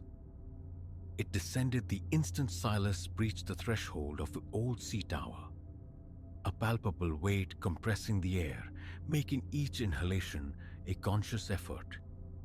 He hadn't intended a long sojourn, merely a brief pilgrimage to appease a nagging curiosity. Yet, the tower possessed an adhesive quality, a reluctance to release its visitors. By the time the true nature of his predicament dawned, retreat was no longer an option. The ocean's siren call had echoed throughout Silas's life. Raised within sight and sound of the coast, his youth unfolded amidst explorations of precipitous cliffs, quests for pearlescent shells on wave-scoured beaches, and hours spent mesmerized by the percussive crash of breakers against the shore. News of the abandoned lighthouse, secreted away just miles from his home, ignited an irresistible urge. Decommissioned for decades, surrendered to wind and brine, its existence was a local secret, perched on a craggy promontory, veiled from casual gazes. This venture was impulsive, unannounced. Whispers circulated, of course, tales spun from shadow and rumor, concerning peculiar nocturnal sounds and phantom illuminations glimpsed from the mainland. Silas dismissed them as seaside folklore, the inevitable ghost stories clinging to derelict structures like barnacles. His plan was simple: an afternoon jaunt, a few photographs to document the ruin. Curiosity sated, not a nighttime vigil. He left his car where the dirt track dissolved into wilderness, continuing on foot. The path meandered through shoulder-high grasses and over stone-strewn earth. As he ascended, the wind gained voice, a mournful rush through the vegetation, flinging droplets of sea spray high onto the bluffs. Rounding a final escarpment, the lighthouse materialized, stark, solitary, against a canvas of bruised gray sky. Larger than anticipated, its stone hide bore the scars of time, fissures spiderwebbing its surface, windows crudely blinded with timber. The lantern room, long bereft of its guiding flame, still projected an austere authority. a silent, watching presence as he drew near. Proximity bred disquiet. The manner in which the tower dominated the cliff edge, its shadow stretching like a grasping hand across the terrain, sent prickles of apprehension across Silas's skin. An old building, he chided himself, nothing more. He arrived at the entrance, the door hanging precariously ajar, its rusted hinges groaning under the strain. A flicker of hesitation, his hand hovering near the corroded handle. Then he pushed inward and stepped across the boundary. Stale air, thick with the tang of brine and the musk of decay, met him. Dimness reigned within, punctuated only by slivers of light piercing the boarded-up fenestration. The floor lay buried beneath a stratum of detritus, shattered remnants of furniture, splintered wood, unrecognizable fragments of machinery, strewn like forgotten relics. Decades of neglect were starkly evident. Silas retrieved his phone, its beam slicing through the gloom, revealing the helix of a spiral staircase ascending the tower's core. Though oxidized, the metal treads appeared fundamentally sound. He resolved to climb, seeking the promised panorama from the summit. The ascent was a symphony of creaks and groans, each footfall reverberating against the cold stone. Every step felt weighted, the atmosphere seeming to condense with altitude. By the time he reached the lantern room, breath came short, his chest tight. This uppermost chamber mirrored the decay below. The great lamp mechanism remained, a skeletal ruin of rust and fractured glass. Grime obscured the windows, rendering the outside world a murky blur. But his gaze snagged on a small table tucked in a corner, veiled in a heavy shroud of dust. Upon it lay a journal, ancient and weathered, its pages the color of old parchment. Gingerly, he lifted it, disturbing the settled dust. The leather binding was cracked, the pages brittle beneath his touch. He opened it, anticipating the mundane log entries of a long-departed keeper. Instead, the contents sent an icy current down his spine. Frantic, sprawling script filled the pages, words often dissolving into illegibility. Much was incoherent rambling. Obsessions with the light, its absolute necessity. A desperate insistence it must never fail. Yet, the further Silas read, the deeper the unease burrowed. The author, anonymous and lost, chronicled a terrifying erosion of sanity. They wrote of observing unnatural movements in the depths, shadows shifting beneath the waves, elusive lights flickering at the edge of vision. Whispers were mentioned, insidious voices echoing within the tower's confines during the lonely nights. Then a passage froze his blood. The light failed tonight, attributed it to the storm, but I know differently now. They are coming. I hear them inside the walls. Silas snapped the journal shut, his heart hammering against his ribs. An old book, he reasoned. Mere fiction, born of isolation, but the words lingered.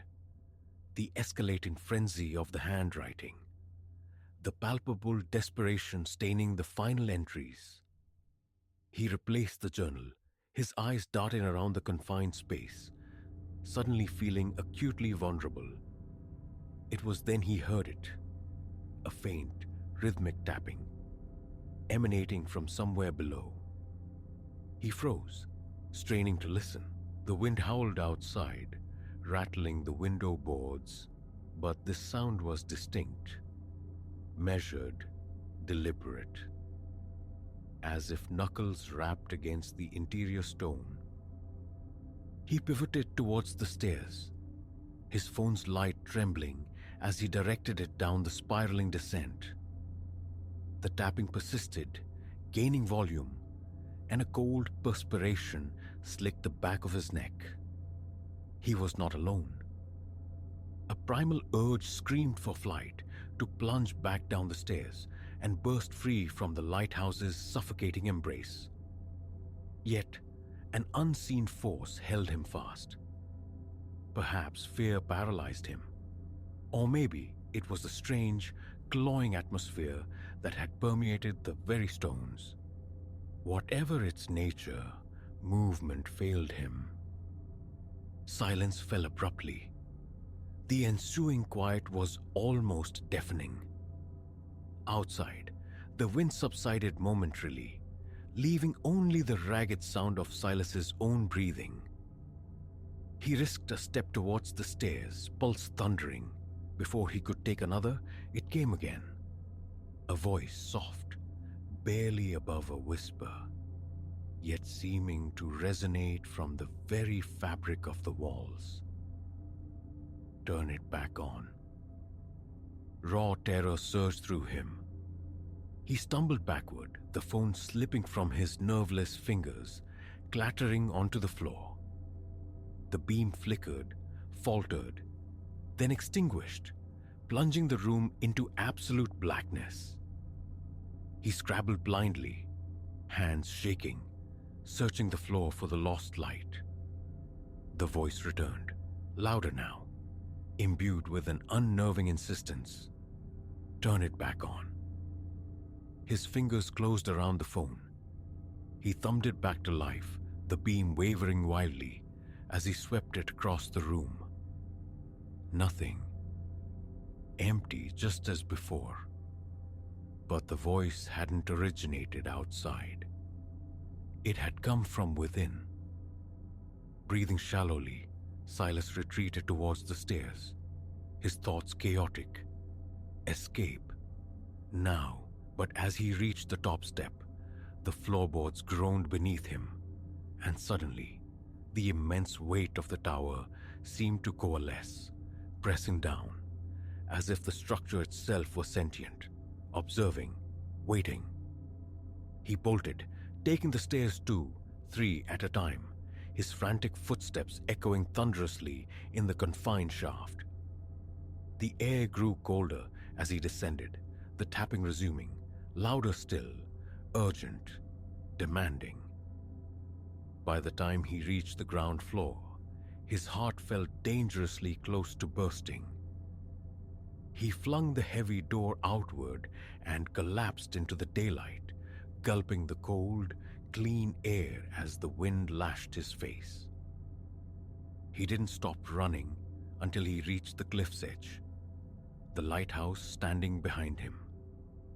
A dark, silent monolith against the sky. He did not look back. He dared not. He scrambled into his car, slammed the door, and drove, hands trembling violently on the wheel, accelerating away from the forsaken place. That afternoon, replays often in Silas's mind, each moment dissected, scrutinized, seeking rational explanation. Yet none satisfies. The voice, the rhythmic tapping, the crushing presence within the tower. Their reality remains stark and undeniable. He never returned.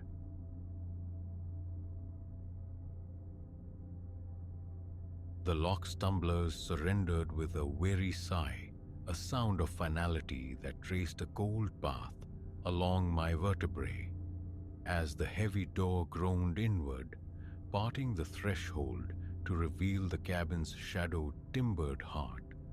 A certainty settled deep within me. We were crossing into a space from which retreat might not be simple. If only the weight of that premonition had been truly understood then. Our little kingdom for the weak, Leo declared, his voice unnaturally buoyant as he shouldered our bags across the worn plank floor. I trailed him, my gaze sweeping the main room, a space dominated by a hearth of rough-hewn stone flowing into a compact alcove pretending to be a kitchen. Quaint, yes, undeniably so, with that peculiar charm found only miles from anywhere familiar. We'd unearthed this refuge online, seduced by pixels promising seclusion amidst whispering woods, a balm for city-frayed nerves. The photos showcased breathtaking forest vistas, the description, a haven of tranquility. Its affordability had felt almost suspect. A siren song we'd eagerly answered. Yet, standing within its tangible reality, unease prickled at the edges of my awareness. The air hung thick, stagnant, carrying the faint, damp ghost of mildew. Furnishings, though scrubbed clean, bore the weary patina of countless occupants, and the floorboards beneath our weight seemed to offer a chorus of complaints. A little too articulate for mere age. Was that just my imagination, amplifying the silence? Perhaps some fresh air, I ventured, attempting to dislodge the knot tightening in my chest. It feels preserved in here.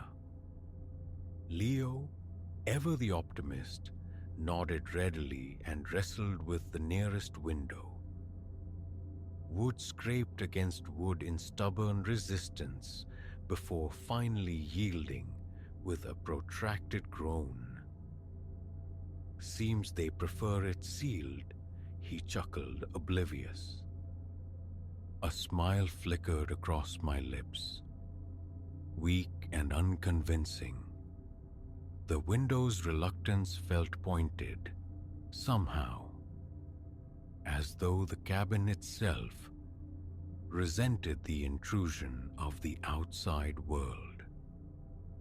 The afternoon dissolved into the rituals of arrival, unpacking clothes into drawers that smelled faintly of cedar and thyme, arranging groceries within the confines of the diminutive refrigerator. As twilight began to bleed through the pines, painting long skeletal shadows across the floor, Leo coaxed a fire to life in the stone hearth. Its flickering orange light and radiating warmth did manage to soften the edges of my apprehension. "See?" he murmured, draping an arm around my shoulders as we sank into the sofa's forgiving sag. Exactly the peace and quiet we needed. A chance to just be. I leaned against him, yearning to embrace his simple contentment. But as the world outside surrendered fully to darkness, the unnerving sensation of being observed returned, insistent. Each glance towards the black mirrors of the window panes held the nervous anticipation of finding a face pressed against the glass, watching. Sleep that night proved elusive. The unfamiliar bed offered a landscape of hidden lumps beneath sheets tinged with the scent of mothballs, a smell of things long stored away. But physical discomfort was merely the surface layer. Beneath it lay the cabin's nocturnal symphony. Timbers sighing, walls settling with creaks that felt oddly deliberate. Once, drifting on the edge of consciousness, I could have sworn I heard the soft cadence of footsteps padding down the hallway just beyond our door. Heart hammering against my ribs. I strained my ears against the oppressive silence that followed, finding nothing but the echo of my own fear. Morning found Leo already navigating the kitchenette, the aroma of brewing coffee a welcome anchor. "Sleep soundly?" he asked, offering a steaming mug. I shook my head. The strong, dark liquid doing little to dispel the night's residue. Not particularly. This place has a voice at night. He laughed softly. Old house sounds. Part of the authentic rustic charm, right?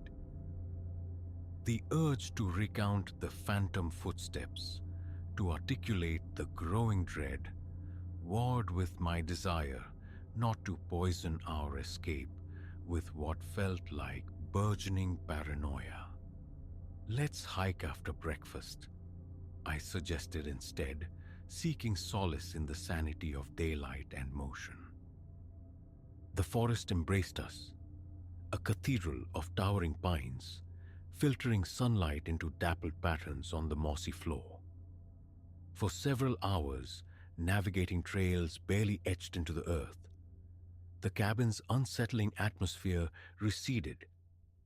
Yet, as our path inevitably turned back towards the small structure nestled amongst the trees, the feeling of unseen eyes returned, sharper and more focused than before. "Leo," I whispered, my hand clamping onto his arm. "Look, over there."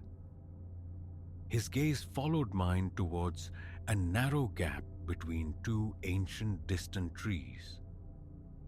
For a fleeting, heart-stopping instant, I perceived a distinct form standing motionless, observing our approach. A blink, and it vanished, leaving only shifting leaves and shadows. "Look at what?" Leo squinted, scanning the spot I indicated. "Nothing," I murmured, retracting my hand. "A trick of the light, I suppose." But a cold certainty resonated within me. It had been no shadow. And as the cabin loomed closer, a detail snagged my attention, sending a chill cascading through me.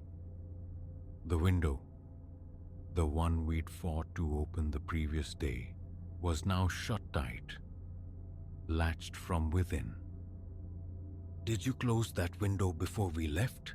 I asked, striving for a casual tone that felt utterly false. He frowned, brow furrowed in thought. "I don't think so. Wind, maybe." I nodded mutely, unwilling to give voice to the suspicion that no mere breeze could have forced that stubborn frame shut, let alone latched it.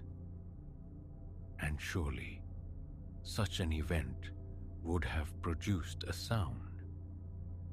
Throughout the remainder of the day, the strangeness intensified, weaving itself into the fabric of our stay. Objects migrated inexplicably.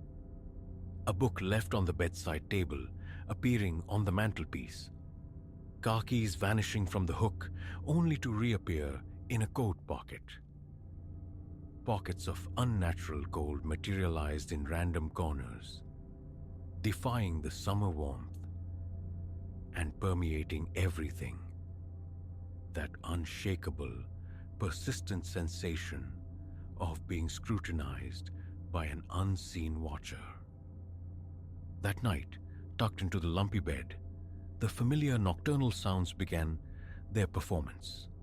But tonight, they were amplified, insistent.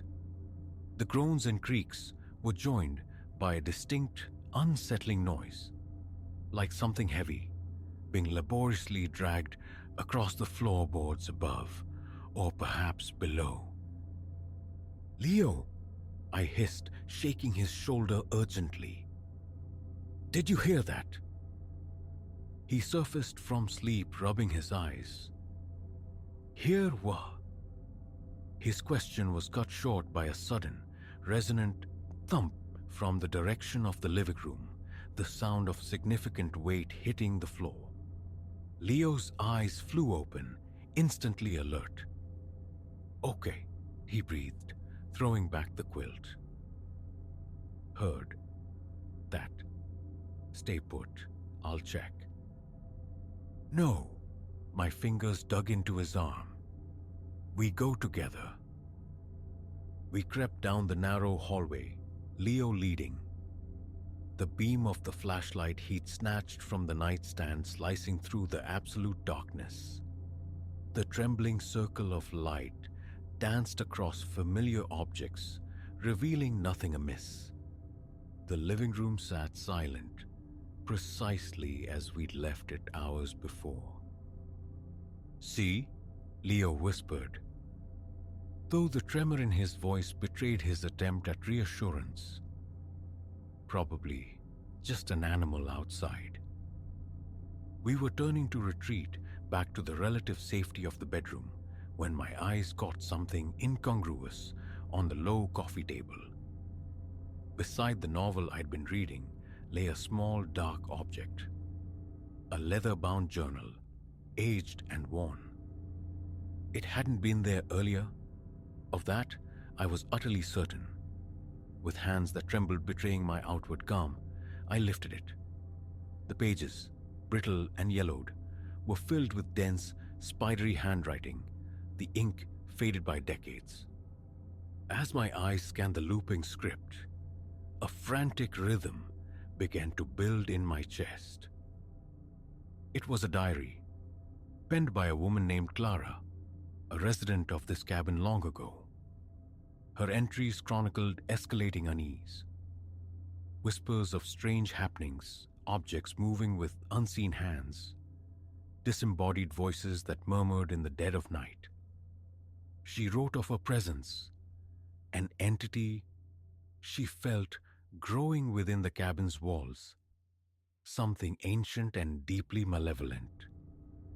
The final entry, scrawled with a desperate, jagged hand so different from the earlier neatness, froze the blood in my veins. "It is here," Clara had written. "Merciful God, it has found me, and there is no leaving. If this is found, do not linger. Flee. Flee while you still draw breath."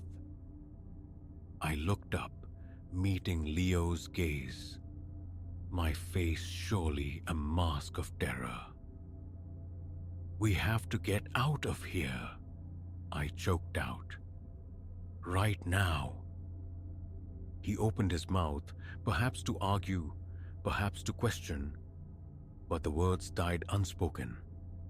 At that precise instant, every lamp, every bulb in the cabin flickered violently, then extinguished, plunging us into a profound, suffocating blackness. And from the depths of that sudden void, a sound arose.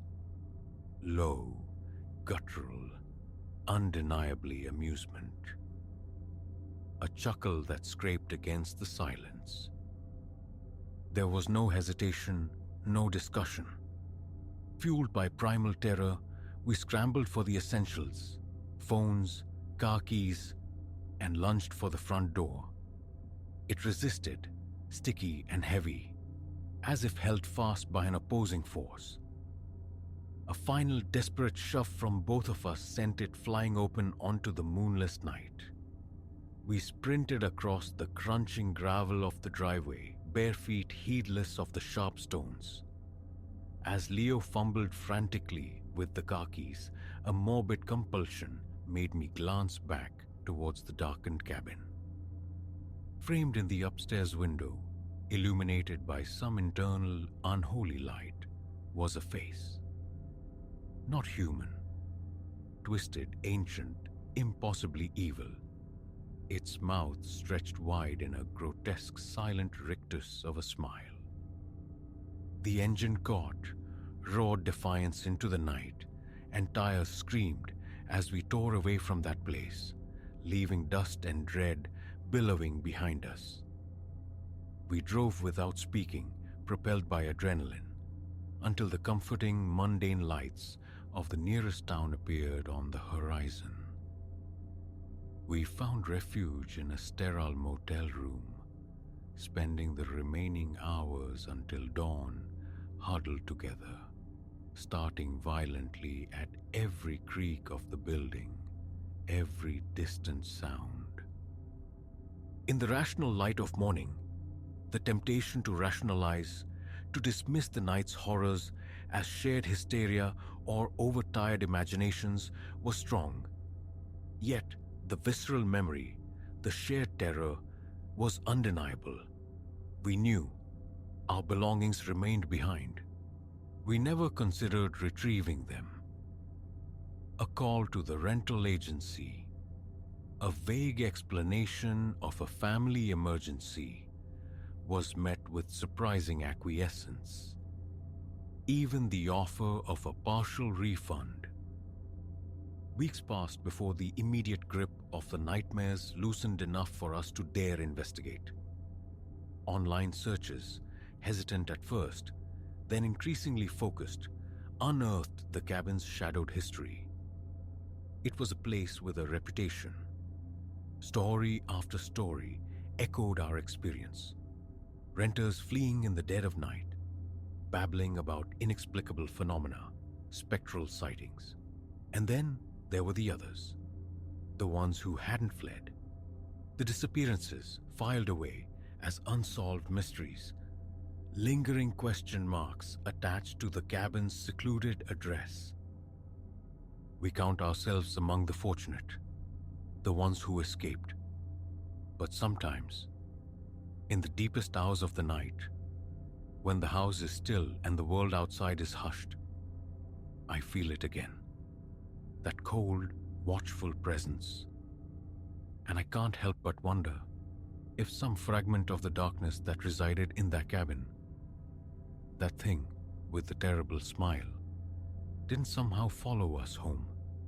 So, should you ever find yourself scrolling through listings, drawn to the allure of a quaint, isolated cabin nestled deep in the woods, exercise caution.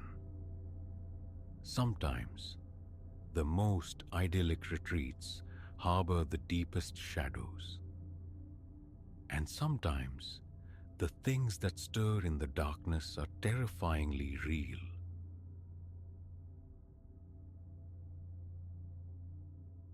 The digital shriek tore through the pre-dawn stillness at 17 minutes past 3, a jagged edge against the silence of Ilara's bedroom.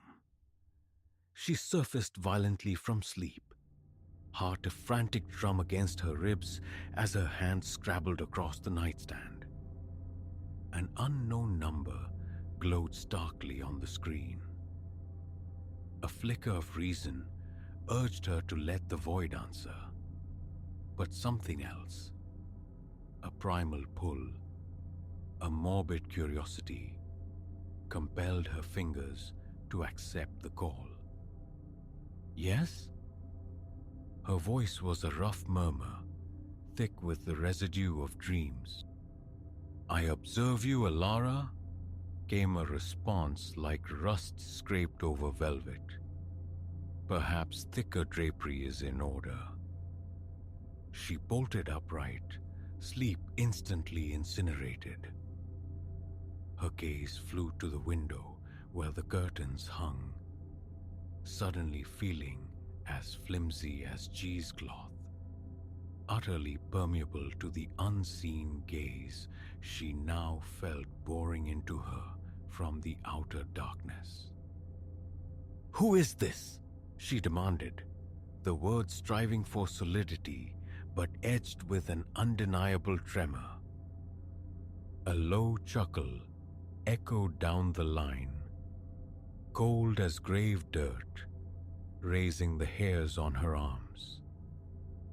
Merely an admirer, Ilara. One who has watched from the wings for quite some time. The connection severed.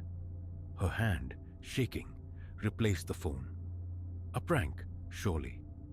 Some cruel adolescent jest or the bitter act of a spurned lover?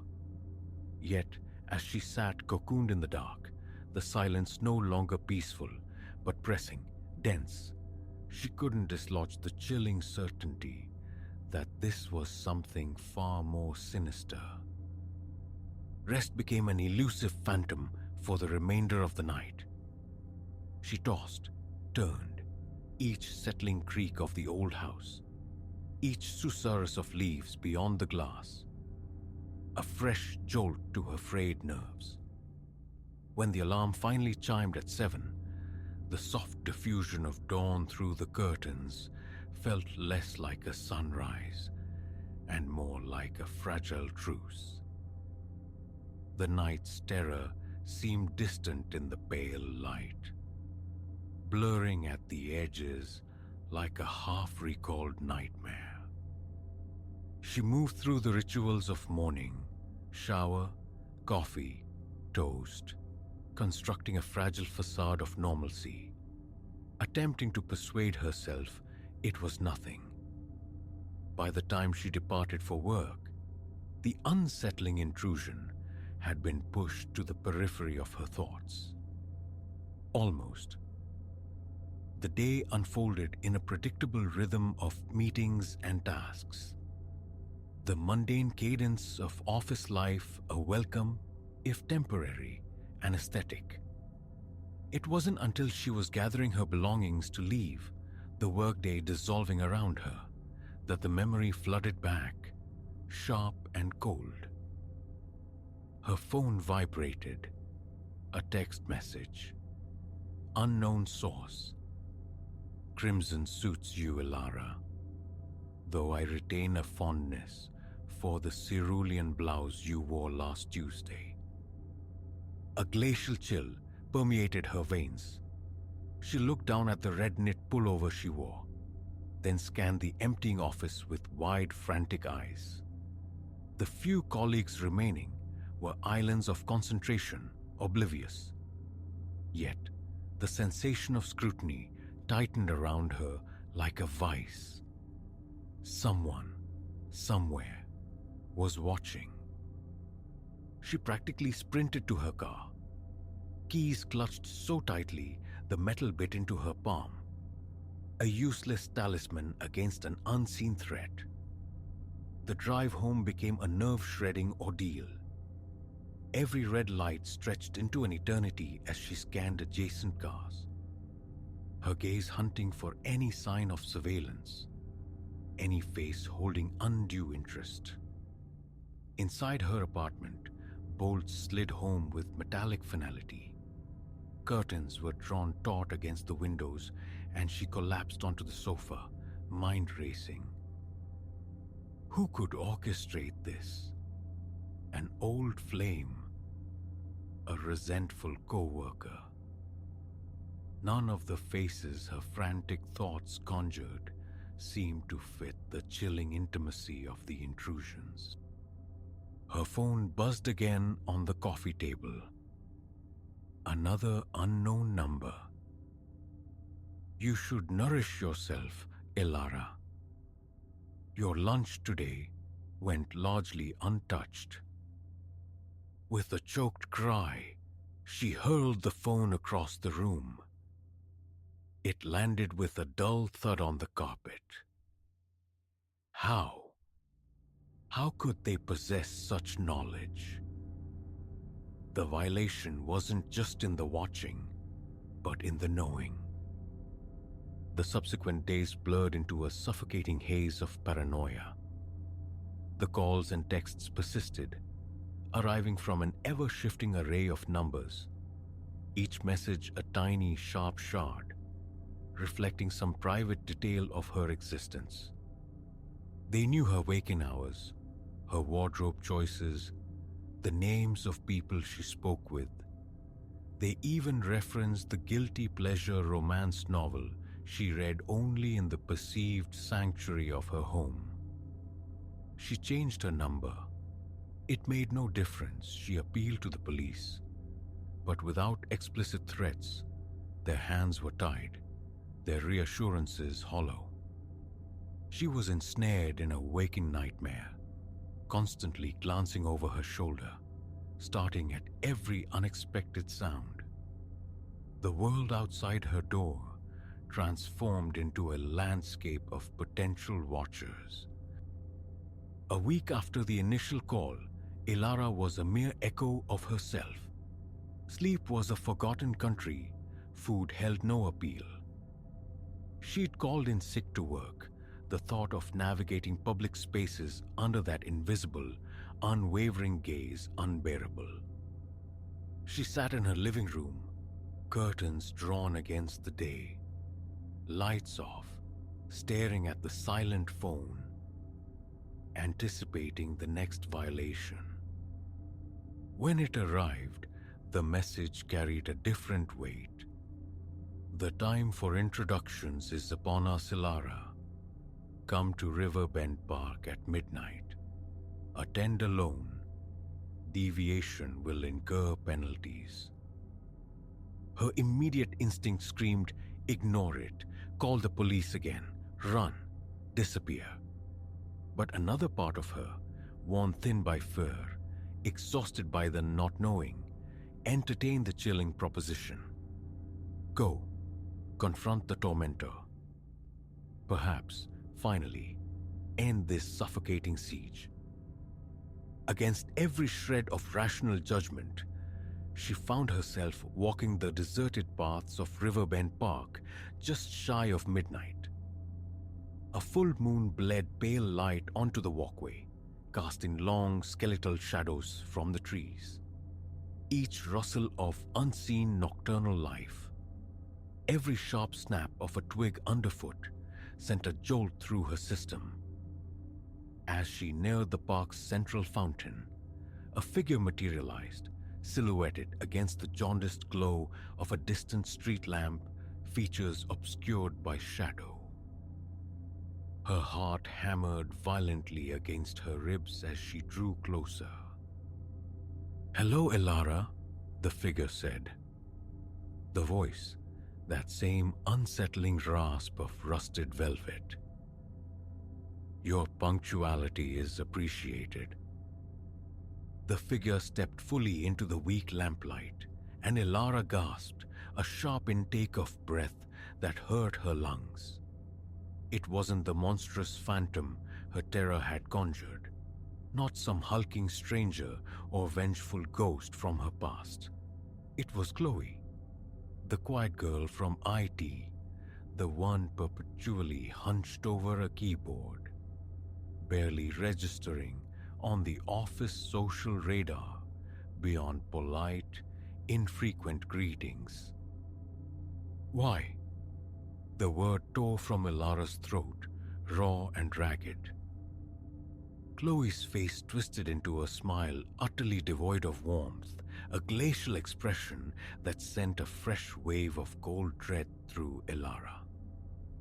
"Why?" she echoed, the word chillingly casual. "Because I could, because the access was trivial. You people, you drift through your hyper-connected lives, utterly oblivious to the apertures, the sheer volume of self you carelessly broadcast." She produced a tablet, its screen casting an eerie blue light on her face as her fingers danced across it. "Your phone, your computer, your clever little home devices that listen and watch. They are all portals, Elara. Portals easily opened by someone possessing the right keys." Nausea churned in Elara's stomach. All this time, the Watcher had been nesting within her own technology. "But me," she managed, her voice barely a whisper.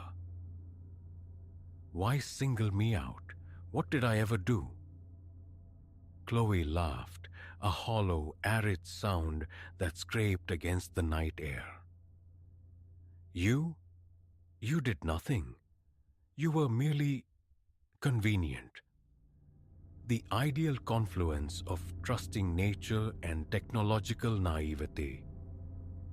A perfect specimen for my modest inquiry." "Inquiry?" Elara repeated, the word feeling alien on her tongue. "To test the limits," Chloe clarified, her eyes gleaming with a disturbing manic light.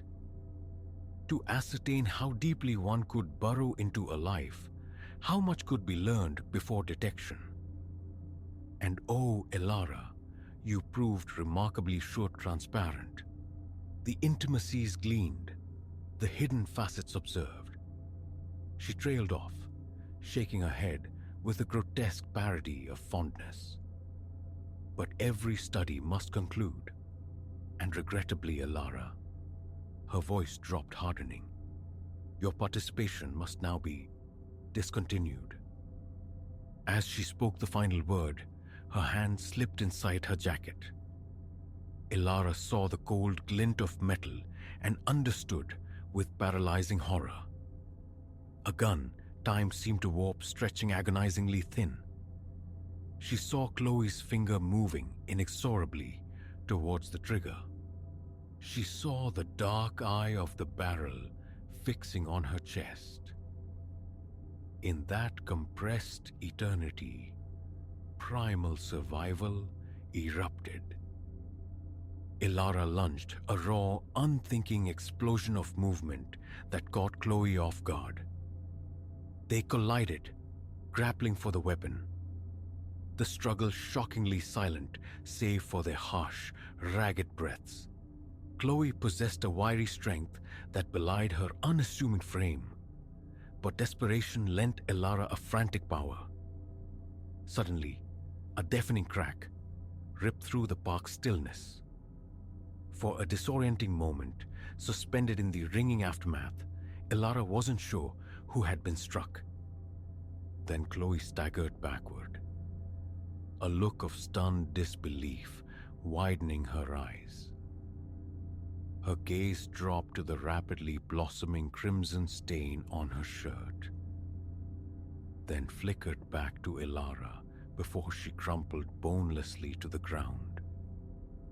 Elara stood frozen, the gun unexpectedly heavy in her hand, the echo of the shot reverberating in her skull.